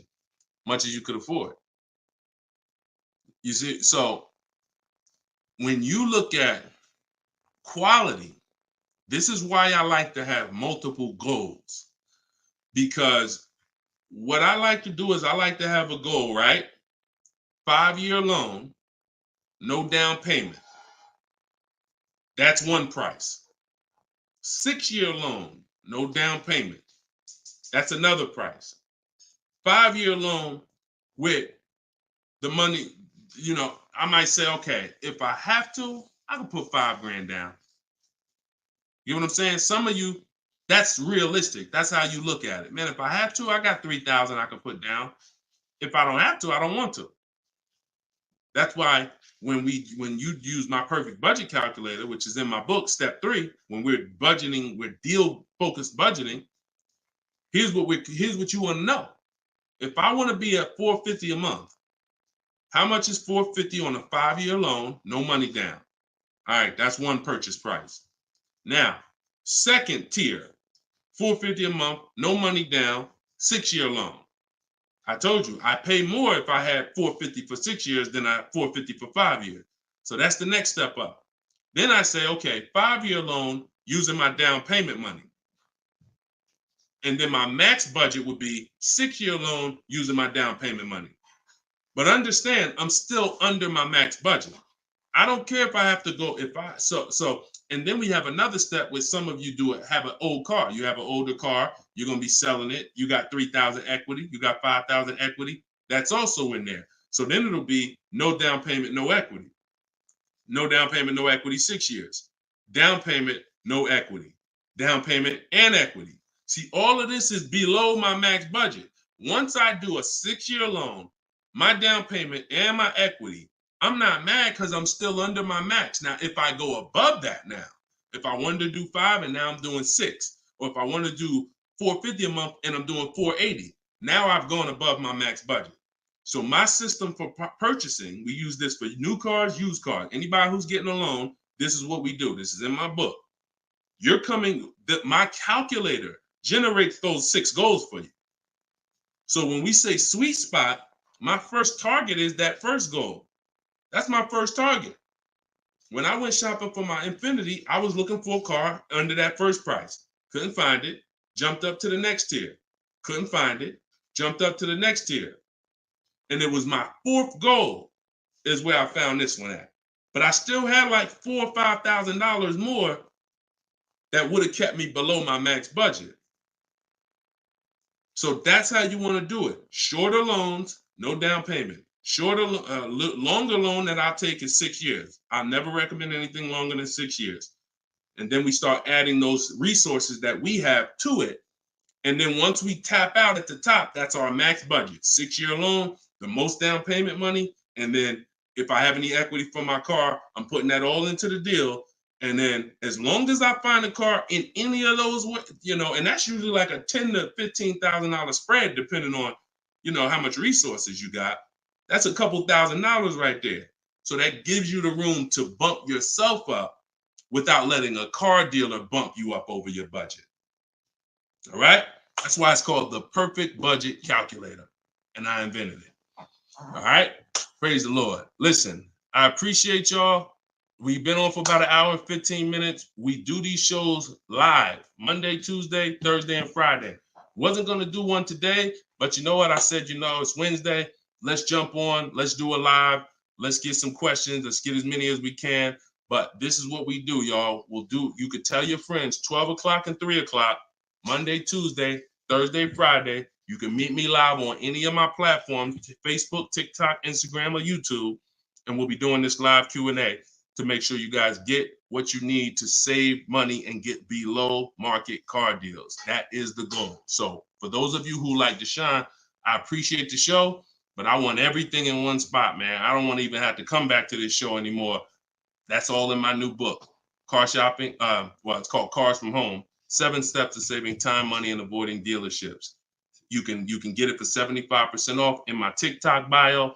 It'll be in your inbox, and everyone who gets a car, who gets a book, right when you purchase, I give you a support email. So on that last page, you'll see a support email. If for some reason I don't give the support email out to the public because people just be emailing me with questions and all that, I don't do DMs. I don't do none of that because we got too many people to be doing DMs and all of that. Once you purchase this book, you get a support email. If for any reason your book doesn't arrive in 5-10 minutes, check your spam, check your junk folder. But if it's not there, then email us at support and we'll make sure we get you a copy right to you. All right. So use this information, get your book for 75% off. You won't pay the full $97 in my TikTok bio, in my Instagram bio, or in the comment section on YouTube or Facebook. We got a link in the comments for you, or you can scan the QR code. But that's what we do, y'all. Below market deals. That's the goal. Keep unlearning, keep relearning. I appreciate you. All right. See y'all on the next live.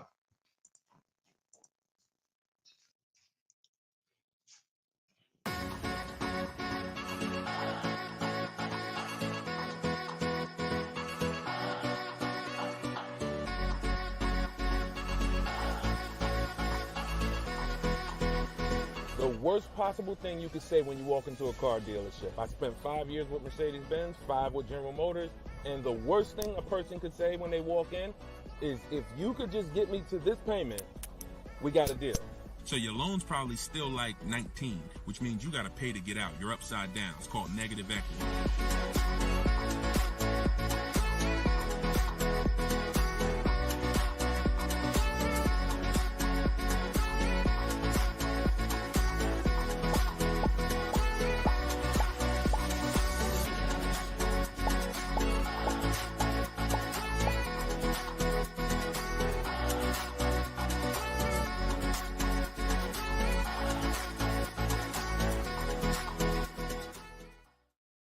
Gail, welcome everybody to episode 6 of Car Shopping Questions and Answers. I am your host, Deshone, publicly known as Deshone the Auto Advisor. We do these shows Monday, Tuesday, Thursday, and Friday live at 12 p.m. Eastern Time and 3 p.m. Eastern Time. So I know some of you may see our live rebroadcast. That's for you to tell your friends about. That's when you can't make the show. You catch the rebroadcast. But those are the times that we're live. If you don't know me, I'm the author of the digital book Cars from Home, 7 Steps to Saving Time, Money, and Avoiding Dealers. Currently rated 4.94 on Goodreads.com. So thank you to everyone who has reviewed the book, the digital book. All of you can get the copy for 75% off during the show for the next 30 minutes. You'll see when you click the link in my TikTok bio, there is a link, there's a button for you to get 75% off. So you won't pay the normal $97 price. Same thing with Instagram. And you guys on Facebook or YouTube, you can click the button in the comments and you can get your copy. So come on in, start typing your questions. We do this, we do rapid fire Q&A. I see a lot of people coming on the TikTok, and we got Dolan pulling questions. So no matter where you're watching us from, type your questions and we're going to pull them into the live show and we'll get them answered right now. All right. So I'm excited about this show. I see we're continuing to see people getting below market deals. If you don't know that the goal is for you to get below market deals, and the goal is for you to not spend more than 30 minutes in a car dealership. I spent 14 years in car dealerships. So you're not learning from somebody who's just like you. I'm just like you in that, I buy cars, I lease cars. That's the way we're similar, but I'm an insider. I'm an auto industry insider. My business for 14 years plus was in car dealerships. So start typing your questions. Let me tag everybody on Facebook and let's get down to business. Okay, whenever we get the first one, Dolan will put it up. Let me just tag my people here on Facebook. All right, there we go. Okay, what's up, Skinner? Good to see you. What's up, Angel? What's up, Jill, man? Good to see you. Yep, what's up, Jason? Great to see you. All right. Brother said he's been doing it. Oh, what's up, Auto Advisor? Good to see you. Absolutely. All right, y'all got to type fast. I know you probably, and try not to make your questions long. Try to get all your question in one shot, but try not to make it too long where it can't fit in. All right, this one's from TikTok. Isaac from TikTok said, best current APR rate for tier A1 credit. So the best APR is always going to come through getting bids. Now I know this is new. This is new to most of you. But getting bids is how you're going to get your best and guarantee your best car deal, your best loan. So I'm going to lay out this process we call the bank bidding war. And if you follow this step, you'll be able to have 10, 15, 20 banks and credit unions bidding for your loan. And then you'll be able to pick the best one. And the way you do this is extremely important, because if you do this right, then it's only going to have the same effect on your credit score as one hard inquiry. So think about what we're saying. We're going to allow multiple people to access our credit with hard inquiries, but at the end of this period, after we get our car, the weight on our score, the effect on our credit score is going to be one hard inquiry. So the first thing, there's 3 rounds in the bank bidding war. The first round is to always check and see if there's any special interest rates or special promotional rates that are being advertised for the car you're looking for. So let's just say you're shopping for a, Kia Telluride. You're gonna now check and see, is there any special interest rates? 0%, 0.99%, 1.99%. All of these rates are like a finance rebate. That means there's no bank or credit union that's going to beat them. So this is the first round. So if we do get a special interest rate there's no reason for us to even shop for interest rates other than that. Because again, no bank, no credit union is beating 1.99, even 2.99. Now, here's what you have to check when we do that. How long is that loan? Because some people might give you 1.99, but it's only for 36 months. And some of us are not going to take a loan for 36 months because the payment's going to be too high. You might need a 5-year loan or a 6-year loan. So we're not just looking for if there's a special interest rate, we're looking for what is the term. Shout out to everybody coming in. This is our Thursday, April 18th, episode 5, live car Q&A. So we're actually live right now. This isn't a rebroadcast, so you can come on in and start typing your questions. And we're talking thousands over here, not hundreds. Okay, so that's round 1 of the bank bidding war.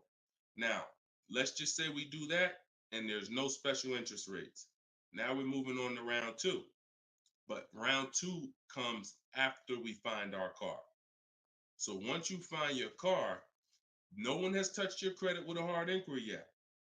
Pay attention. You have not heard me say at any time hard credit pull at all. When you're shopping for your cars, no hard credit pull. Nobody's running our credit while we're shopping. Once we find our best deal, once we find a dealer that's going to sell us the new car for the lowest price, we lock up that car, usually with a deposit, reserve it. And now what we're doing is we're telling the dealership, I'm going to take this buyer's order. You're going to get a buyer's order. You're going to come home. And now you're going to now the second round of the bank bidding war is about to start. You're going to come home. You're going to call your bank if you have one, or your credit union. This is when you're going to let them access your credit. Because if you've ever tried to actually get a bank to tell you what the interest rate would be, like a pre-approval, many of them, and if you've experienced this, I want you to type a 1, many of them will say you need to have a car first, right? If you've experienced that type of 1, you call your bank, hey, I'm trying to get a pre-approval. They're like, okay, well, we need the information on the car. And you're like, well, I'm trying to get the pre-approval so I can go get the car. So that's why we don't follow that process of getting a pre-approval beforehand. Look, Marinette, you've experienced it on Facebook. So when we look at having the buyer's order for the car that we reserved, you have everything you need now. You have everything the bank could want. And you're now going to call your bank, or if hopefully your bank and credit union has a website, you could do this all online, and you're going to get as many approvals, offers as you possibly can. In my book, I list a couple: your bank, your credit union, online banks, Lightstream, community credit union, everybody who can lend in your state, you want them bidding. This is very important, because some of you haven't been trained to see. My job is to not teach you just how to buy from home and make people bid for your business. My job is to show you everyone willing to listen. If you're willing to listen, I'll show you where the hidden money is in your car deal, the money you have not been trained to see, or the money you've been trained not to look at. And the people who have trained you not to look at this money are usually the people that's making the money. So you have to see that one point. Let me give you a scenario here.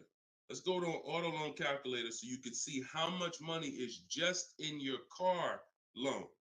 Just in your car loan. And we're going to do a couple different interest rates so y'all can take this serious, and you'll see why you need to be getting multiple bids for your interest. So if I'm buying a $30,000, if I'm looking to borrow $30,000, let's take $30,000 for an example. Average, pretty good average. Average price of a car is probably higher than that, but let's use 30. Now, if that interest rate is 5.99, total interest paid is $4,791 over the course of 5 years at 5.99. If the interest rate is 7.99, total interest paid is $64.89. That's over $2,000 difference. 2 points, $30,000 loan. Now, some of you are going to be borrowing more than that. Some of you are getting $50,000 loans. Interest at that same 7.9 on a $50,000 loan is $10,815 over 5 years. Now, if you can get 2 points less, 5.99, interest is $7,984. This is $3,000 difference.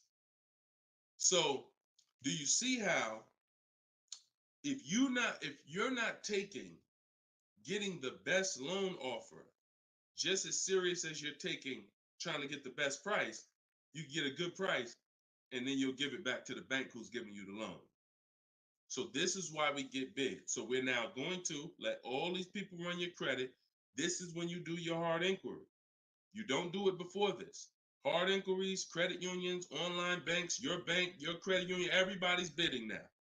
And now what you're going to do, once you take the best offer from that round, that's round 2, that's when you're going to call the dealer and you're going to tell them what that best offer is and see if they can beat it. Because the dealership has another 7 to 10 to 12 banks that they're going to be competing to try to get your business.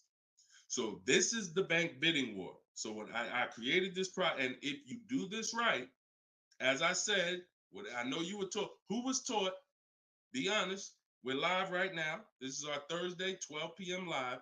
Who was taught, don't let people run your credit. When you have multiple inquiries, it lowers your credit score. Who was taught that? Type me if you were taught that. Don't let people run your credit. You can't have all these people doing hard inquiries or it's gonna jack your credit score up. All right, look, that right was taught. Okay. Look, Lisa, I see you. Hold on. Let me go to Instagram so I can see our Instagram comments over here. I always got to go to Instagram Live. Okay, Diana from Facebook. I see you. Hold on. Let's get Instagram in the building. Give me a second. All right. Marinette. All right. Marinette. Okay, I see you. D, I don't even want to try to pronounce your name, but I see you on Instagram. So it's partially true and it's partially wrong. You have to do it the way I just laid out for you. That's called the bank bidding war. And if you want to prove this for yourself, you can simply type in rate shopping online and you'll see this is how the credit union, this is how the credit bureaus allow you to rate shop. So they'll give you 14 to 45 days to do it. If you do it like I just told you, it'll only take 2 days. 2 days. One day you're doing all your stuff at home. We're getting all our lenders at home to bid. The next day, we're getting the dealers to get their lenders to bid. And then we're making a decision on who got the best offer. So don't ask yourself. I never want you asking yourself. I never ask myself, did I get the best deal? That's a question of disempowerment. That's a question of weakness. We don't want that. What you should be saying is, following this process, I guarantee I got the best deal because I got offers from all these banks. I can't get offers from 15, 20 banks and not guarantee I got the best rate. The way you shop, or you've been taught to shop or programmed to shop, you're only getting offers from one bank, or you're just letting the dealer do it all for you. That's where your buyer's remorse comes from. That's where your skepticism about, did I really get the best rate, come from. So we won't know what the best rate is until we get all the bids. And that's how we do it. So everything that I'm teaching y'all is part of what's in my book, rated 4.9 on Goodreads. It's called Cars from Home, 7 Steps to Saving Time, Money, and Avoiding Dealers. You could keep typing your questions because Dolan's going to pull the next question and you can put it up on the screen now, Dolan. Put the next question up. But all of you could get your copy for 75% off as long as you get to my website before the 30 minutes expires. This is a welcome offer. Normal price of the book is $97, and it's worth every penny. It's worth actually thousands. But special welcome offer, you get it for 75% off in my TikTok bio, in my Instagram bio, or in the comment section on YouTube or Facebook. Okay, this is Monty from YouTube. She said, my mother's looking to start a new lease soon, but she only drives 5,000 a year. What's the best option? Low mileage lease if she's not keeping the car. So if she's not keeping the car, Monty, watch this. I run this scenario a lot, and I want y'all to, because some of you, you were taught never to lease. If you stick around this channel long enough, you'll see probably within minutes that that's some of the worst advice that you've ever listened to. If you don't keep your cars 8 years, so we'll talk about that. And we show examples. It's not even up for debate. People who try to debate it, they're emotional and they're tied to old advice.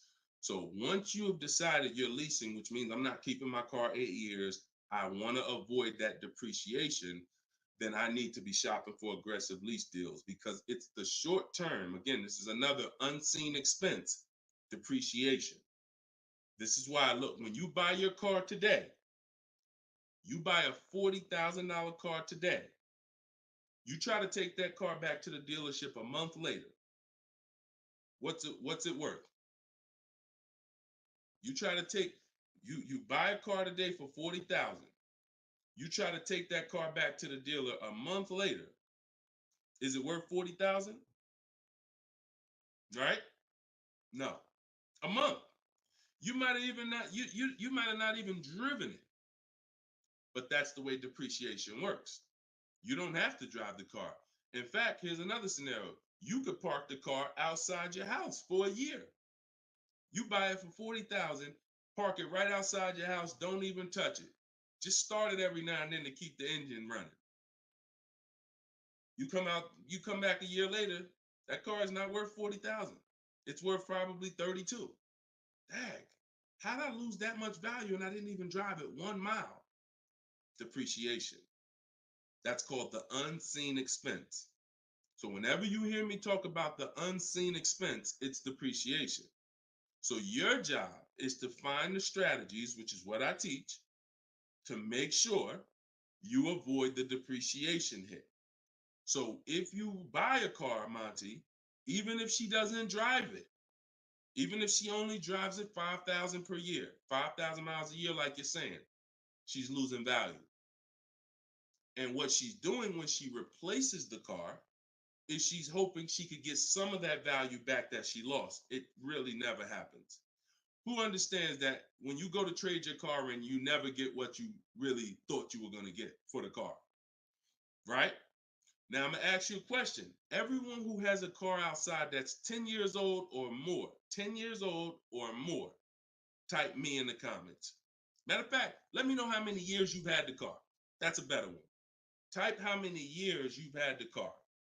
And for those of you who just came to the show, this is our Thursday, 12 p.m. live show. We're actually live right now. This isn't a rebroadcast, although we do rebroadcast these shows throughout the day, all day, so that you can actually catch up, watch the replay.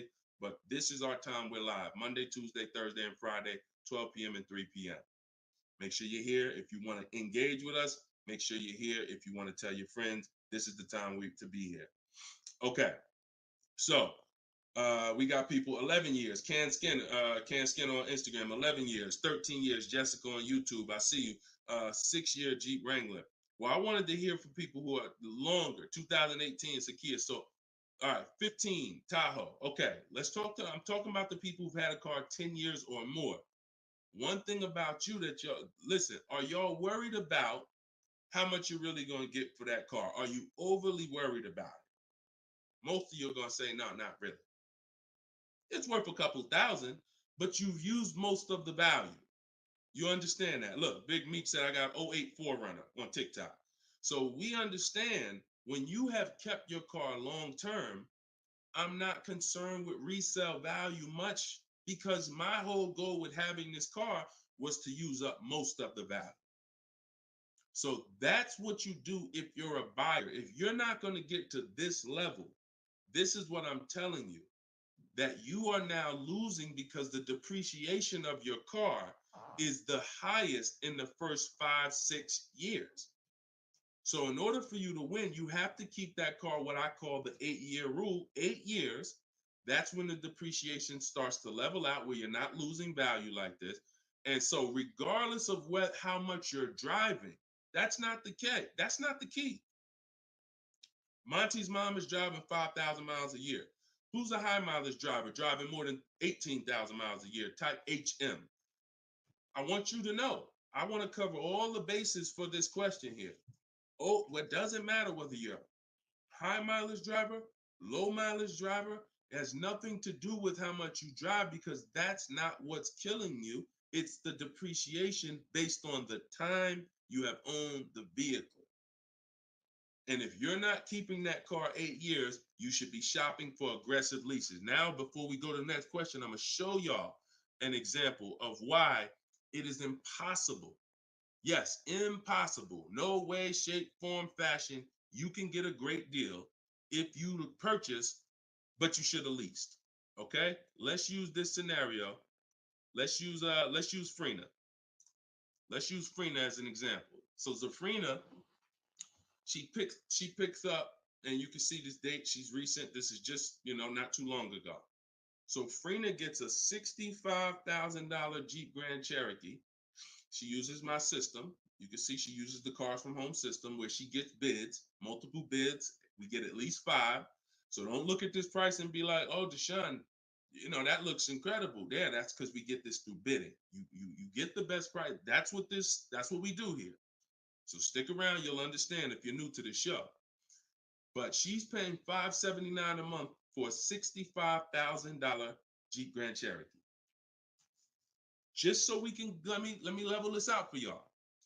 If she pulls up to someone who decided to purchase because they didn't understand leasing, or they was taught never lease, so they're going to go in, they want that same truck as her. Let's just assume they got a ridiculous, how much is a great discount on this Jeep? I want to use your numbers. Type in the comments, what do you think is a great deal, a great discount? She go in just don't be realistic though. Somebody walk in, she going and she looking at this $65,000 Jeep. Somebody's going to purchase it though. What would be, because I want to show y'all that even at the best discount that you could name, realistic though, you're still going to lose if you purchase compared to somebody who leased. Go ahead, throw some numbers out. What's a big discount? Okay, look. All right, I'm going to make up a number because it's like, okay, 600. No, not a payment. Not a payment. I'm talking about, okay. Aux the Pro said 20%. Now, we already know saving 20% off a new car is pretty much never going to happen, right? We can agree. That's usually never going to happen, 20% off the price. Let's see how much 20% is. So 10% would be $6,500.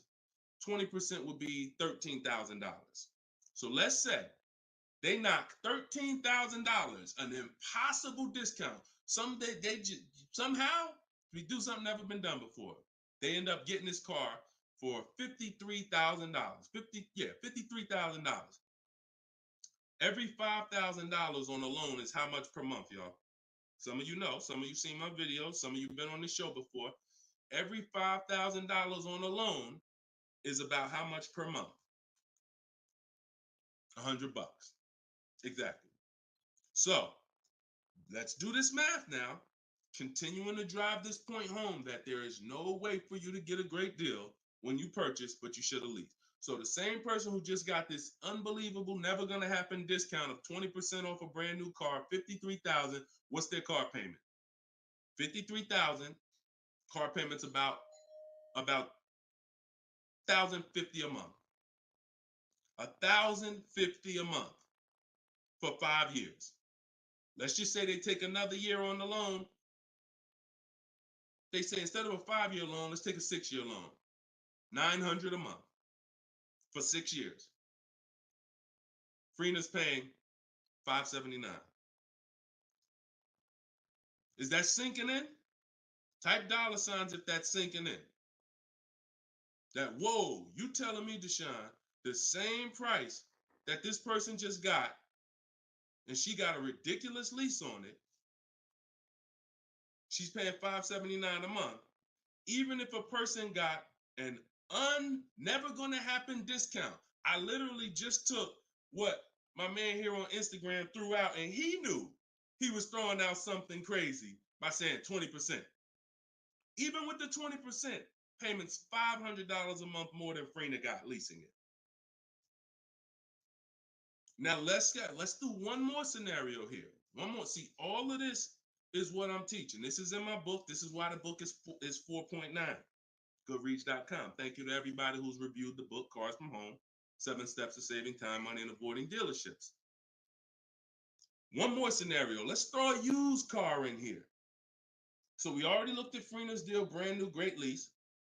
Second, brand new, never gonna happen discount. Now let's throw a used one in there. Let's say somebody says, you know what? I'm looking for hold on, I want to put that back up, Dolan. Let's keep that up because we're talking about this scenario. So please put Freener's deal back up on the screen, Dolan. Matter of fact, here, I got it right in front of me. All right. So we got third scenario here. Somebody now is saying, all right, I'm gonna find that truck used though. So instead of 65, good price on a used one. Let's say we find one that's like 40% off, 3 years old. Again, I'm using extremes to show y'all. So some of you are like, Deshone, if you're using extremes and it's this different, dang, I've been overpaying by not understanding leasing. Yep. I wish I had Dave Ramsey here. I wish we could get Dave Ramsey on the show. You know, I wish he was in the audience. I wish him, because unfortunately, look, shout out to Dave. I know he has the right heart, the right intentions, but he has the wrong information. He's what I call confidently incorrect. That means dangerous. You're dangerous. When you're confident and incorrect, you're dangerous to yourself and others. So now, used car, somebody gets this car, they knock 40% off the price, and they get one for like $40,000. $65,000 truck. I got one 3 years old. I paid $40 for it. Every $5,000 we just said is about $100 a month. 40 payments, $800. You take a 6-year loan, payments $725. On a used one, we're no longer even talking apples to apples with the vehicle. On a used one, $579 Freener's paying, $725 for a 6-year loan on a used one, 3 years old, 1 year on the warranty left. Then you're on your own. $1,000 a month to buy a brand new one. See, son, you getting mad yet? Are you getting mad yet at the people who taught you not to lease? Now, who should be? Because some of you, if you just tuned in, you might be thinking, oh, Deshone, so should I only lease? No. If you are not keeping your cars 8 years, then you should only lease. Because when you buy, if you keep the car long enough, you can win. Because you're going to pay double what Freener's paying if you buy a brand new one. You're going to pay more on a used one, but eventually you pay off the car, you keep it 8, 10, 12 years. The longer you keep it, you can catch up. You're still not going to, you get what I'm saying? Because Freener's always going to have a payment. If she keeps leasing, she's always going to have a payment. But if you keep buying your cars, trading them in 5 years, trading them in 6 years, trading them in 4 years, you are no way, shape, or form even close to this. You're thousands and thousands of dollars away. There's thousands of dollars more every year coming out of your bank account than someone who understands leasing. Yeah. Tell your parents, tell your cousins, tell your brothers, tell your spouse. This is what I've been ranting about for years, trying to get you to understand. That's why I say there's no way to get a great deal if you don't understand. If your deal's on the wrong foundation, no way to get a great deal. It's impossible, no matter how much you save on the car. Okay? So yeah, we go deep on that today. Good. I'm happy we got a chance to go deep. All right. I see a lot of people typing $signs. You understand. All right, Dolan, shoot the next question up. Skinner, I see you on YouTube, man. It's real. It's real. This is what we do, man. I'm glad we gotta look. I'm the bad news first person, so don't think I gotta share the bad news first, and then but I'm also giving you the olive branch to like you can change this. You can start doing things different. You can start shopping different. You can learn how to make these people bid. So go ahead, shoot the next question up, Dolan. Let's keep them coming. We're Thursday. We're live right now, y'all. So if you just jumped on the show, this is our live 12 p.m. show. Type your questions, and can y'all tap the screen on TikTok? Can we shoot those likes up? Can we? If you're gonna spend time with us and you're getting value out of what we're doing, I need everybody who's getting value hit the like button and start tapping the screen if you're on TikTok, just to show that.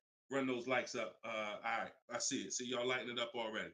All right, Facebook, James. I'm an old school guy that was told not to let anyone run my credit. I'm not even sure how to download your book. Maybe you could walk us old timers through the process of downloading it. Unfortunately, I teach an online system. I'll be the first one to tell you my system's online. My system's right here in front of a computer. I've worked personally with probably 1,600 people personally in my coaching program since 2021. They got to know how to use a computer. I've had older people who get their children, who get their grandchildren come because and sorry y'all, my eyes are watering. I got a little something trying to jump on me, but we good. But I would be lying to you if I told you this isn't based on because we use copy and paste systems. You're sending emails, so that's one thing I can say. I wish I could, tell you otherwise. But if you want to use what I teach, I mean, now I've had people who get their grandchildren or get their children because my system to get great deals only takes 90 minutes. It only takes 90 minutes. That's why when you go to the page and you see my book, a lot of you are going to see the first thing I say on my website is this will teach you how to get below market deals in as quick as 48 hours. And the time you're putting in to get those deals is probably going to be about 90 minutes once you learn, as I walk you through my 7-step process. But you got to know how to use a computer. So I'm just being real with you. Like, I wouldn't tell you to get the book if you're not comfortable sending emails, copying and pasting, because it is an online system. So I would tell you, call one of your family members who's computer savvy. Tell them, hey, get this book, work this for me, help granddad out, help dad out. And not only are you helping yourself, but they'll now have a skill so that they can learn, so that they're now making dealers bid and they're at home.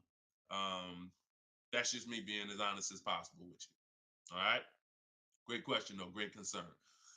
Skinner, what's up, my man? Skinner from YouTube. Deshone, what are the bank necessarily looking for different from what the dealership is? Banks want to lend. So think about where you're at right now. Skinner from YouTube just asked, so what is the banks necessarily looking for different than the dealerships? Banks, there's more banks around us that would want to lend us money to buy a car than we know about. So wherever your zip code is, the reason why I want you using the bank bidding war, which I laid out at the beginning of the show, if you just jumped on, you want to go to YouTube, you want to watch the beginning of episode 6, and I break down the bank bidding war. If you don't have my book, if you have my book, then you know the bank bidding war. Now,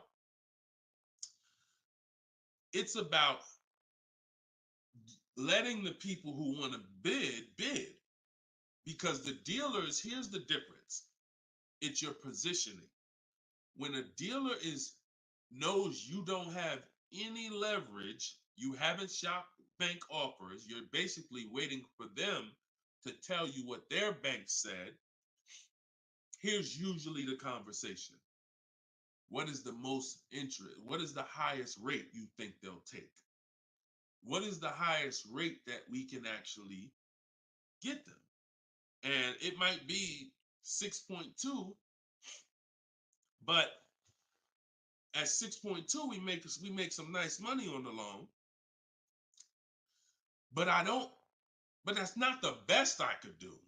But I'm not going to give them the best I could do, because what sense does that make? I'm going to give you the most you're willing to pay. So if I go out and say, look, we got you 6.2, your payment's this.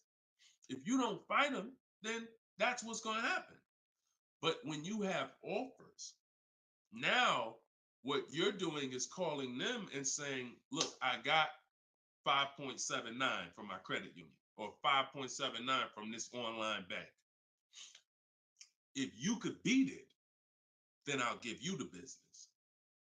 Not only does this make for a good relationship because you're giving them the opportunity versus saying, oh, I'm not letting you get the opportunity. This person has 7, 10 banks. You give them an opportunity, and this is how you guarantee the best rate. So it's not about they're looking for anything different. It's about positioning yourself so that the dealer is now trying to beat the rate you got versus what I just laid out 60 seconds ago when you don't have a rate in the conversation they're having. Leverage. Leverage. All right, that's the difference. One gives you major leverage to guarantee you're getting the best offer.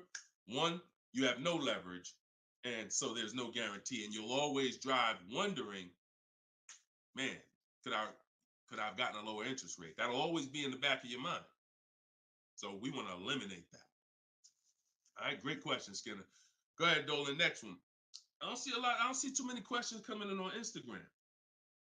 Instagram, where y'all at with your questions today? We getting questions from TikTok. I see a lot of them. Let's go. Oh, there's one. Okay, Body by Michelle. When buying a luxury car with cash, when should I let the salesperson know? Okay. The process of what we teach doesn't change doesn't matter what you're buying. We've had people get Maseratis, get high performance BMWs. I know this works because bidding just works. So first thing you have to do, Michelle, is realize I need to get at least 5 offers, because we're so concerned with how we're going to pay for the car that we're not thinking about which dealer is going to sell us the car for the lowest amount. Now, some of you may have been taught every dealer has the same price. I got this clue when people started saying things like Nissan doesn't have good deals. You know, Hyundai, the deal on the Hyundais right now are terrible. That's either coming from 2 things, and they're both wrong, that I want you to stop today. Looking at advertisements, commercials, because some people say, Deshone, I look at that, the commercial says that, I got to put down $4,000 if I want to lease that vehicle. That's an advertisement. It's not a deal. It's a custom thing they put together that they want to present to the public. It's not a deal. When you look at what I just showed you with Frina, when you look at Danielle's lease on her Audi A3. She's paying $550 a month, $44,000 Audi A3. She only put her first look. This is her words. Due to circumstances out of my control, I had to lease something quickly. So my program, I told you, as quick as 48 hours, you can get below market deals. This doesn't take days and days and weeks. I took the course last weekend, did all my emailing back and forth, because she's in my video program. So I do have my book, and then I have that same book in a video program. You pick. Now, finalized the deal on Sunday, was finally able to pick it up. This is the details. $550 a month, first payment down. Included maintenance, gap insurance, all fees, taxes, registration, 12,000 miles per year. MSRP was $44,000. If we saw a commercial, or if we went on Audi's website right now, that is not what they're advertising for that car's lease. They're probably advertising $479 a month with $3,700 due at signing, plus tax and fees, which would end up, if you wanted to get to this payment, you probably need $5-6 grand up front. That, I'm telling you, stop looking at commercials. Those are not deals. We don't look at commercials to dictate what the deal's going to be. Nothing that I'm ever going to show y'all that people are learning from me is ever going to match a commercial. Second thing that people might be looking at when it comes to what they deem they can get for a car is going into one dealer. That's it. Going to one dealer. What's the price? Oh, wow, that seems high. That's higher than I thought it was going to be. And leaving saying, oh, man, Nissan don't got no good deals this month. No, that Nissan dealer doesn't have good deals. And again, you have no leverage. So the first thing I want you to think about, Michelle, is changing the way you shop so that you can forget about how you're going to pay for the vehicle. First paramount thing is to make sure that I'm getting 5 offers, because we've done the statistics. I got people all around the country shopping that report to me. 80% of dealers are overpriced. I'm telling you numbers that I don't want you to ever forget. 80%. That means out of 100 dealers, 80 are overpriced. 20 are the great prices. So you're not going to walk into a dealer and get a great price, because you have more of a shot of walking into an 80% dealer than you do a 20%. So you stay at home.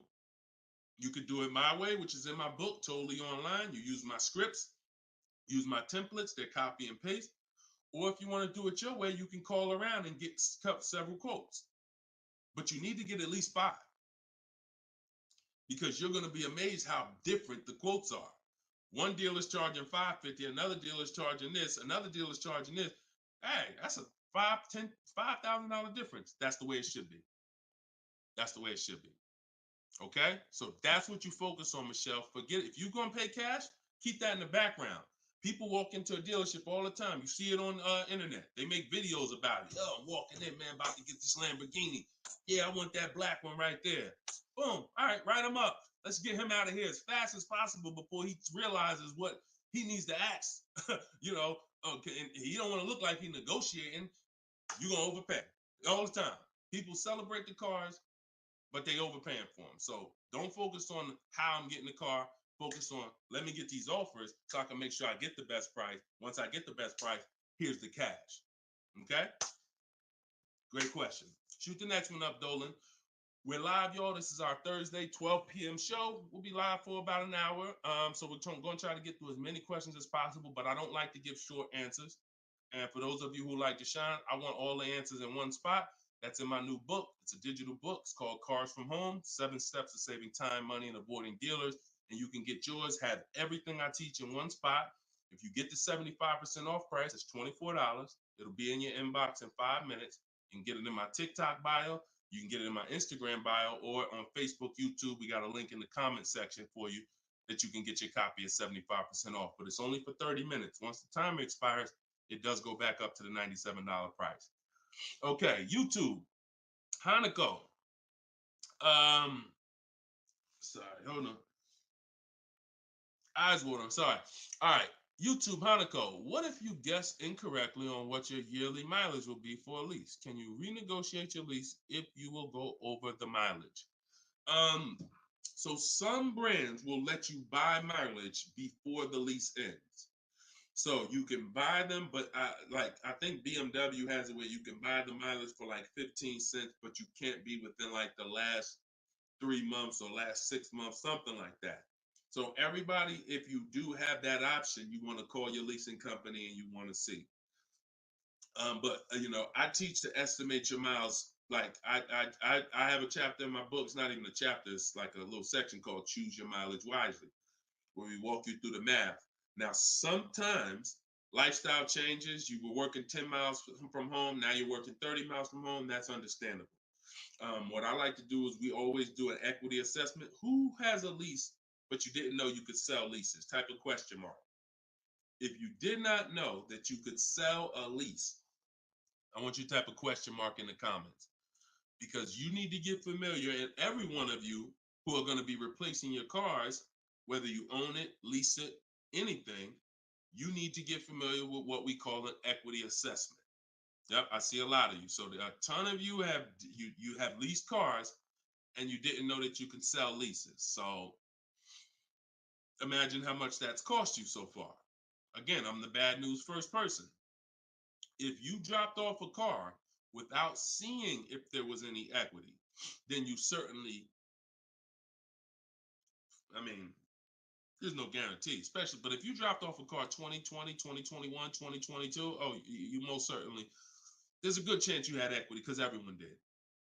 And it was to the tune of, 5,000, 7,000, 10,000. If you had a truck, some of these trucks, $10,000, $12,000 checks people were getting.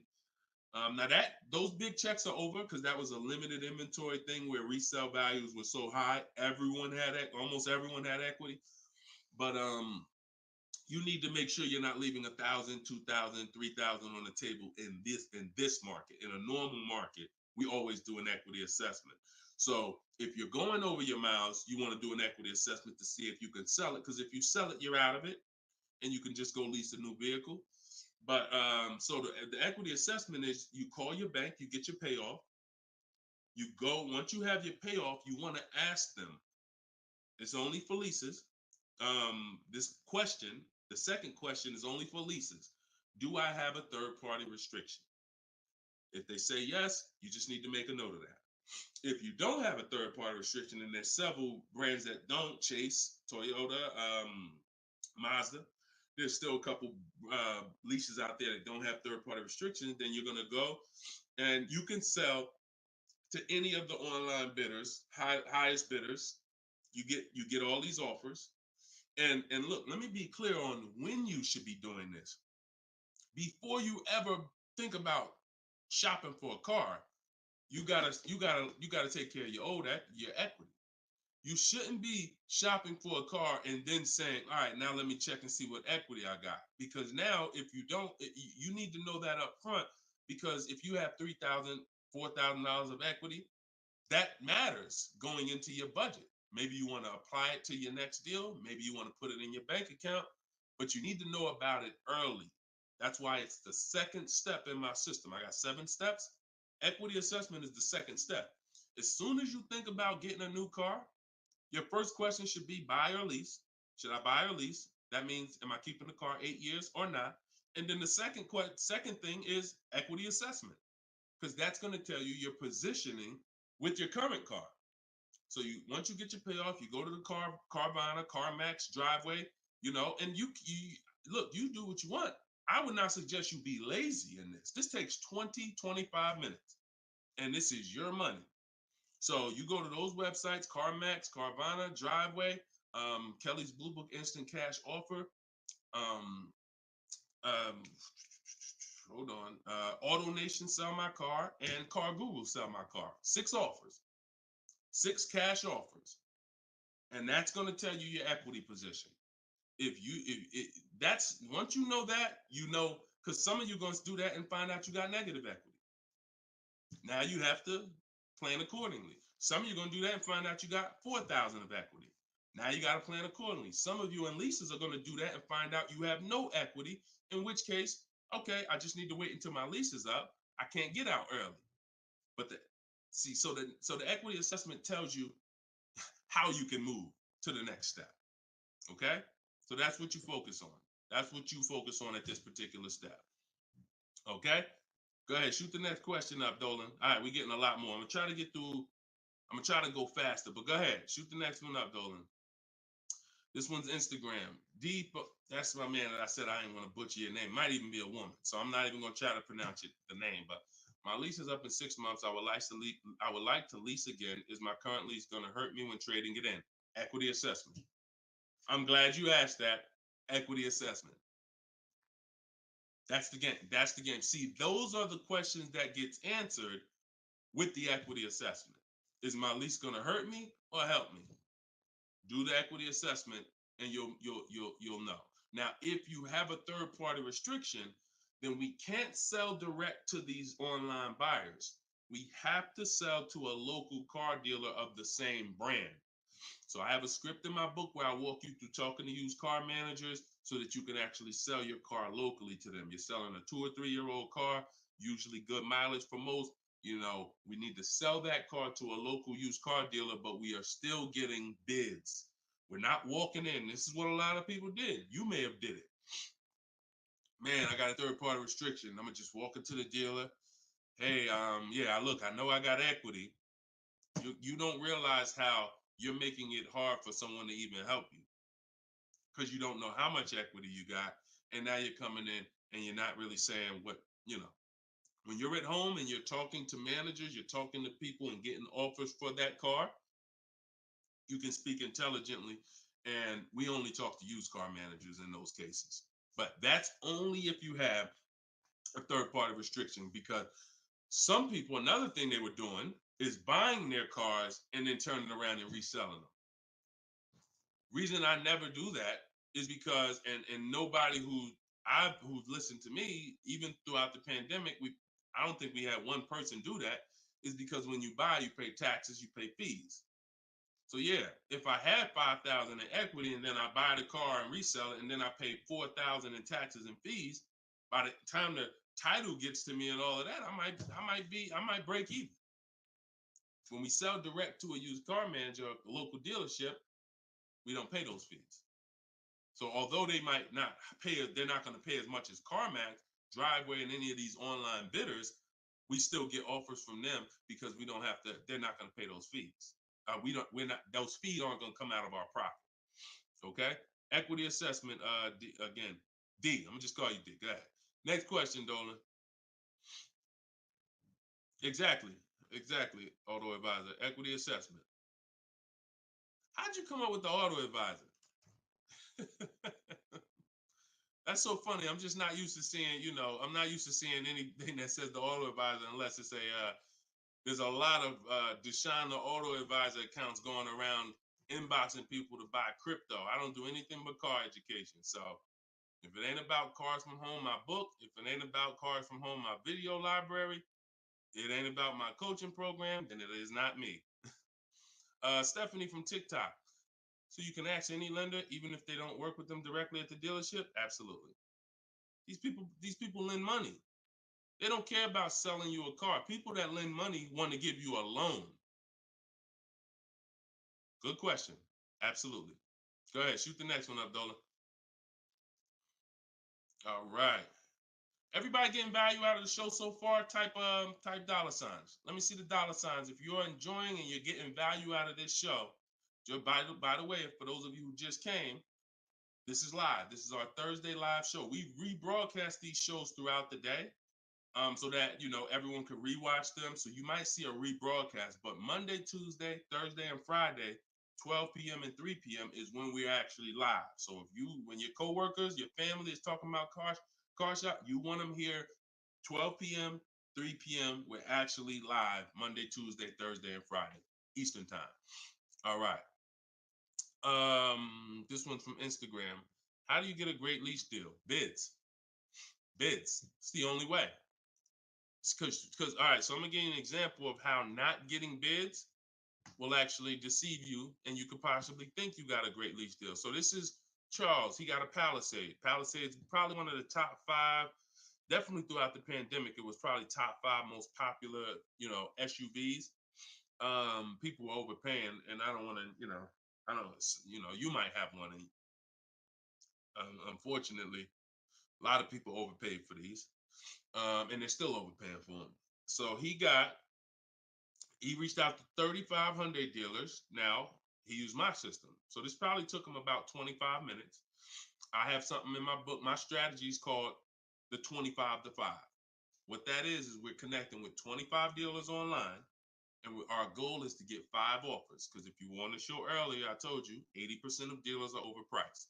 So we're going to get 5 offers, and they're going to be about $150 to $200 apart minimum. Your best offer when you get bids is going to be about $150 per month to $200 a month cheaper. Now, if you're purchasing, hold on.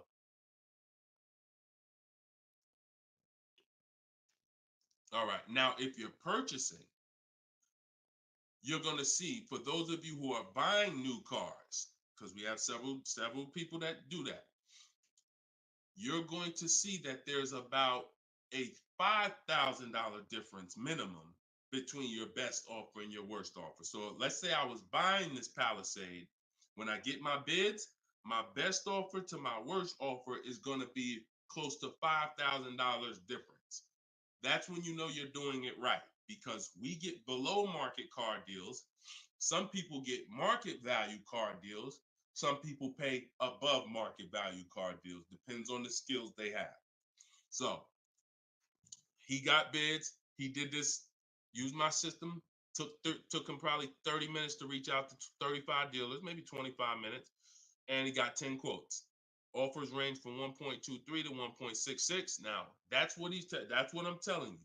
The 1.26 lease that he ended up getting a 1.23 because we always send a counter offer. I have a calculator in my book where you put it in. We must send a calculator. We must send a calculator. We must send a counter offer.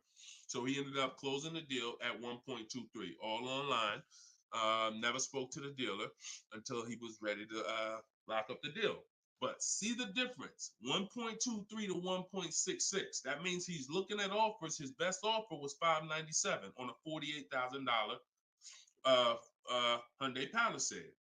His worst offer at 1.66, that same 1.66 divided into 48,500. Hold on.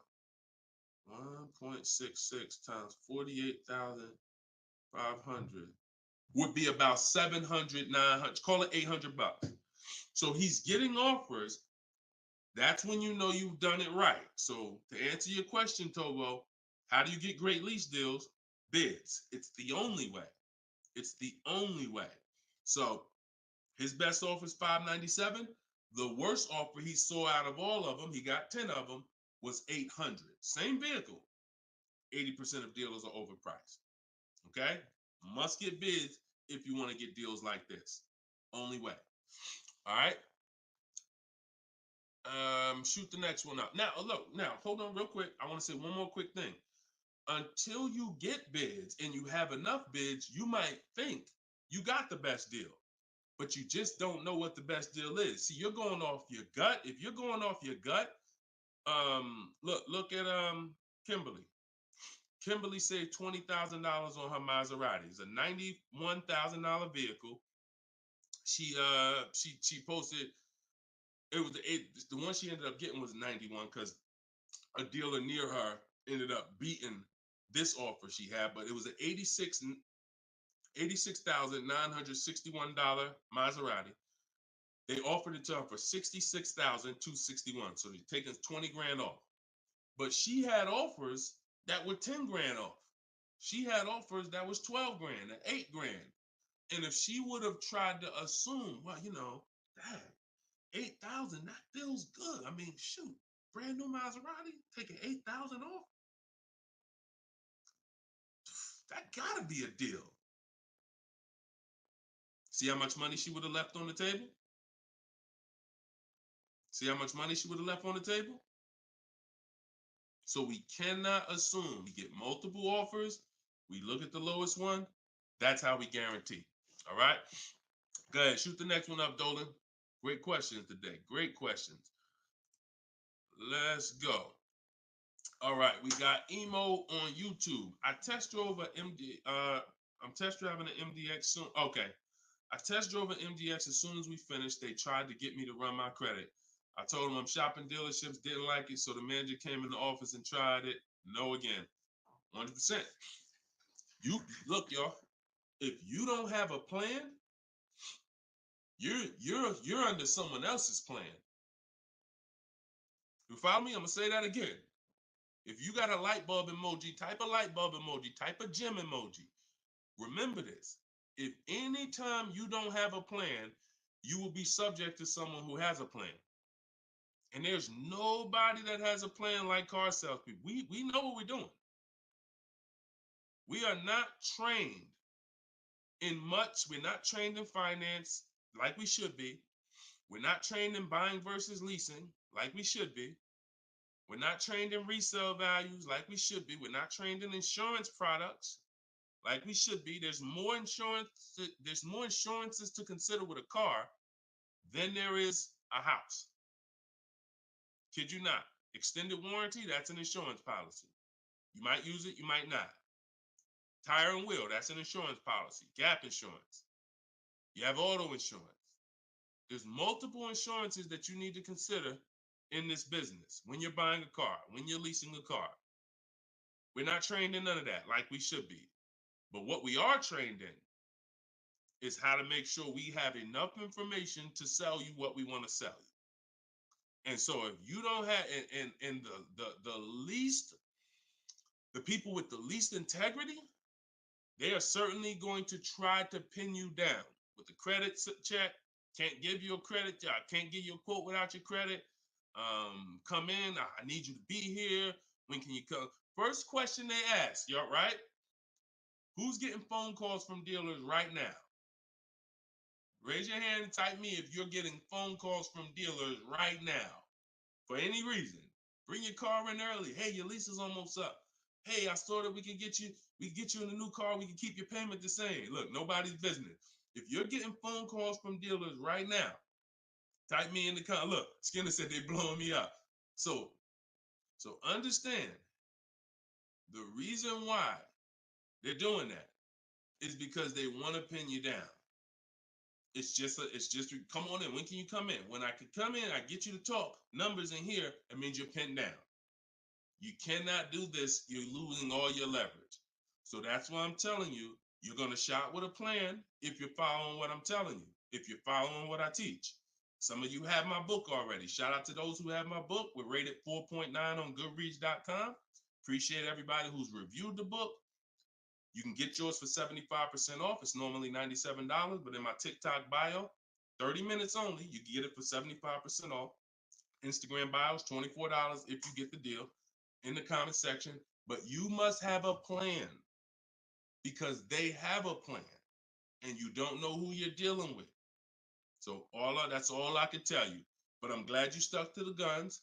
Even under the pressure, you didn't let them run your credit. You stuck to the guns. Way to go. All right, go ahead, Dolan. This one's from TikTok. Better to buy used or new? Planning to keep longer than 8 years. Thank you for all that information. Let me know you understand the 8-year rule. I appreciate you. That's a matter of, okay, so if I'm buying to keep more than 8 years, right? Only question between new or used is a question of budget. Can you get everything you want and need in a new car for your budget? Once you get all your bids, can you get all those bids? Is the best bid that's going to win your business on a new car in your budget comfortably, then get a new car. But now some of you can't afford a new car that covers all your needs. Needs are the most important thing you need to think about. You need to know the difference between wants and needs. Needs is, I got 3 children, I need a third row. Need is, I drive on the highway a lot. I need a car that has good acceleration. That's needs. Needs are things where if you don't get them, you're not going to like the car, you're going to trade it in because it's not doing the basic things you need it to do. That's needs. Wants is, I like to have the sunroof. I don't need it though. But if I can get it in my budget, I'll take it. I like to have this. I like to have that. These are wants. You got to know the difference. Unless your budget can buy everything. But if you can't get everything you want and need in a new car for your budget, then we go used. But if you get everything you want, there's plenty of people who are like, you know what, Deshone, I am a long-term person. I'm keeping more than 8 years. I could afford both. I only get a car every, only once a decade. I want to get a new one. That's fine. And some of you are like, you know what? I really want to go with even more value. So I'm gonna look to get a pre-owned one, not 30% off the price, 20% off the price, 40% off the price. That's fine too. There's no right or wrong there. Just go through it and pick the one that works for you. Great question. Okay. And now I have while you putting the next question up, Dolan, my process for shopping for new cars and leases is totally different than the process we teach on shopping for used cars. It's entirely different. One is called the 25 to 5, where we're reaching out to 25 dealers online, connecting with them, looking to get 5 offers. The other one is the multiple marketplace strategy, where we're on all the online marketplaces where used cars are, and we're narrowing down. We're looking at the used car market, the low prices. We're turning on alerts on our phone so we get notified whenever there's a new car that pops up. Totally different process. Both are online, But with a used car, we cannot do 100% of our transaction online. Sometimes with new cars, we've had people who never left their house. They just went to test drive the car and everything was done online and the dealer delivered the car to them. That's fine because it's a new car. No one drove it. With a used car, we must test drive. So we can only do about 90% of our process with used cars online. 10% has to be in the dealer. Okay. Miss Dollface on Instagram. When is the best time of the month to purchase a car? There is no best time. And I'm going to tell you why. I know you probably, what's the time that you've been taught? I want to hear from you. Like, go to your keyboard right now. What is the time that you've been taught is best during the month to buy a car? And we got a bunch of people on here, a bunch of different people. Tell me the time that you've been taught is the best time to buy. And then I'm going to tell you why that's not the best time. Right? And I know what everybody's going to say. We all going to say the same thing. Because we were all taught. Well, now I can't say we, because I was in the business. Exactly, HBD, end of the month. Cherie said November. Tothi on Instagram, end of the month. Look, Skinner, around the holidays. So your answer, Skinner, was about the same as Sharice. November, coming into the holidays. Now, I want you to picture any other business, because what I'm trying to get you to see is that you are taught, programmed to shop for cars different than you shop for everything else in life. Everything else in life. Because if you had a business where every single time at the end of the month, just dozens and dozens of people just came into your store, because that's what the marketing did. Are you more, and let's really use some real terms here. Are you more desperate to sell something when the store is packed? Or are you more desperate to sell something when the store is empty? See, I want to tell you a story. If I could get you to continue to keep these stories in mind, it'll answer your questions. Now, obviously, everything's in my book. Some of you have my book and you understand all of this is laid out for you. But even as you're listening, I want you to grasp concepts that you're going to see. Are you more desperate to sell something when the place is, exactly, Toothy, when the place is empty? Place is empty. If I got a store and I haven't opened up that register all day long, it's daggone 5 p.m. I haven't seen one customer. I'm desperate. But if the store is packed, man, I ain't thinking, what are we giving deals for? You know what I'm saying? What are we giving deals for? The place is packed. We're not desperate. So the marketing is great. The marketing makes you think, oh, end of the month, we're getting the best deals here. There's clowns up here. They got daggone balloons. They got the guy outside with the arms blowing. They got signs everywhere. This is what the place is, a carnival. Why do we need to give away these cars? No. You don't want to be sitting next to somebody and Jim drives off with a car and Jim done like, all right, man, have a good one, man. Yeah, you here too, man? We was here the same time. Great. Yeah, man, I'm going. And you sitting there and you going to say no to a deal. Salesman looking at you like, hey, look, do you want it or not? Because, we're real busy. It's people waiting in line. Do you let me know? So it's the pressure. It's the like.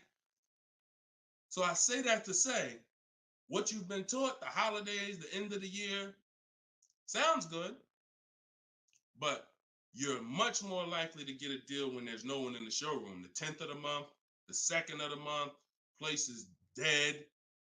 And I like to make sure you're positioned. So what I teach is something you need to have 2 dates in mind. 2 dates. Every time you're shopping for a car, I teach you need to know these 2 dates. The as soon as date and the no later than date. The as soon as date is the soonest you can buy a car. Soon as you can buy a car, as soon as date. You're not in the market until your as soon as date is today. Step 5 in my process, my 7-step process is in the market, getting offers. I can buy something today. That's my as soon as date. My no later than date is my deadline. Now you have to know these 2 because the time in between is your leverage. So let's just say my as soon as date is today. I can start looking at offers. But my no later than date, I got 2 months. 2 months. I need to have a car by this time, 2 months from now. That's my deadline. I got all that time in between to say no. I got all that time in between. Now, when I'm contacting dealers, when I'm looking at inventory, I can look at trends. I can see are the prices dropping. I can have alerts on my phone, getting access to the new inventory. This is our process. So some of you are like, Deshone, I need a car in a week. Well, you still have a as soon as date and a no later than date. 3 days, soon as date, no later than, doesn't matter. So you have to know these 2 dates because in between is your leverage, which is why I don't want you emergency shopping unless it's an emergency. Okay? I don't want you emergency shopping. Don't get into the habit, don't stay in the habit of emergency shopping. Oh, I'm going to put it off to the last minute. And then, oh, I got to go into the dealership. Oh, I need a car this week. All of that is working against you. Now, if you can still get, in fact, when you go to my website for my book, you'll see it says below market deals in as quick as 48 hours. But the more time you have, the more time you have to say no. Programs change every month. You see deals change, lease programs change, rebates change. And so when you have inventory changes, so if you're looking for a black or blue car, all these dealers don't have one right now, but they got one coming next month. You can, that's fair game for you because you have time. So these are all the benefits of getting in the market 3 months early and learning how to look at the deals. If there's a great deal now, we jump on it. If there's not, okay, I'll look next month. And that's what I did when I got my mother's lease on her Mazda CX-5. October, I was looking at the deals. I didn't like them. Got all my offers. I said I didn't like them. Now, the great thing is I made contact with all these dealers. So they know. Now I'm following up next month. Hey, just checking in. How's the deals looking for this month? November, didn't like them. 3rd month, December, got the deal I liked. Wrapped it up. So don't always think time is an asset. Time is an asset. Now, if it's an emergency, that's fine. We got to get a below market deal. We only got a week to do it. That's fine. You better have a strategy. But if you have the luxury of time, we use that to our advantage. So I wouldn't say there's a best time of the month to purchase a car. But if you're in the market and you're positioned, here's another thing you're positioned for. Every now and then we come into the dealership. When I was at Mercedes, when I was with General Motors, it happens all the time throughout the year. It could happen on the 10th of the month. It could happen on the 12th of the month. It could happen on the 8th. We don't know when this is going to happen, but this is the conversation I'm about to give you a behind the scenes look of exactly what happens and why I want you to be positioned. We come in, they look at the numbers on the board. Sales manager looks and says, man, we got 20 cars sold for the month. We are way behind our objective. All right, listen, call everybody anybody you got, anybody that's real, anybody that's a real buyer, call them. We're not turning down any serious offer today. You want to be the person that's positioned. Hey, Jackie, and they're usually emailing us because we don't talk to, nothing that we do requires talking to salespeople. So they be email, hey Jackie, hey, it's Ray over at such and such. Were you still looking for that car? Have you found it yet? No, okay, I know the quote I gave you before was $550. I know you wanted to be here, but my manager said, listen, we'll take any offer today. We really want to move a car. See, you were taught that only happens at the end of the month. It doesn't. You got to be positioned. You got to be positioned. And so that's the luxury of time. So this is what it is, y'all. I want you shopping with a strategy. Like, this is what I want you shopping with. All of this is in my new book, Cars from Home, 7 Steps to Saving Time, Money, and Avoiding Dealerships, learning the science of making dealers and banks bid for your business while you sit at home, getting below market car deals in under 90 minutes.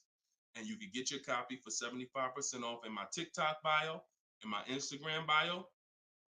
Or you can click in the comment section on YouTube and Facebook. We got a comment pinned for you guys. Or if you're watching us on TV, you can scan that QR code with your phone.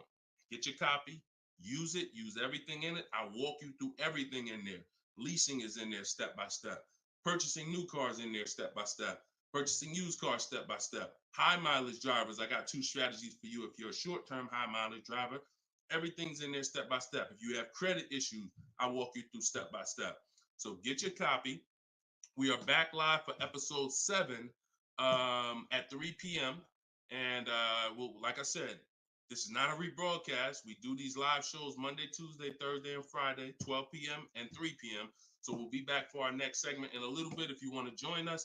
If not, tell your friends about us, and we look forward to it. We always look forward to the people who are ready to change their life, empower themselves, stop shopping like desperate victims, begging people to help you, begging people to give you a car, begging people to help you. Please, can I get no money down? Going in with wrong information. Down payments are illegal. All of this stuff that is just totally terrible. It's no other way to put it. It's just terrible. I want y'all shopping different. I want you empowered. I want you in control. I want you leaving a dealership guaranteeing I got the best price. Sending me email, Deshone, look at this deal I just got. I got all these offers. Look at this used car I just got. I got 40% off the brand new price. That's what I want you emailing me. Empowered, and that's what we're going to get to. God bless y'all. I'll see y'all on the next segment. Shout out to everybody that joined.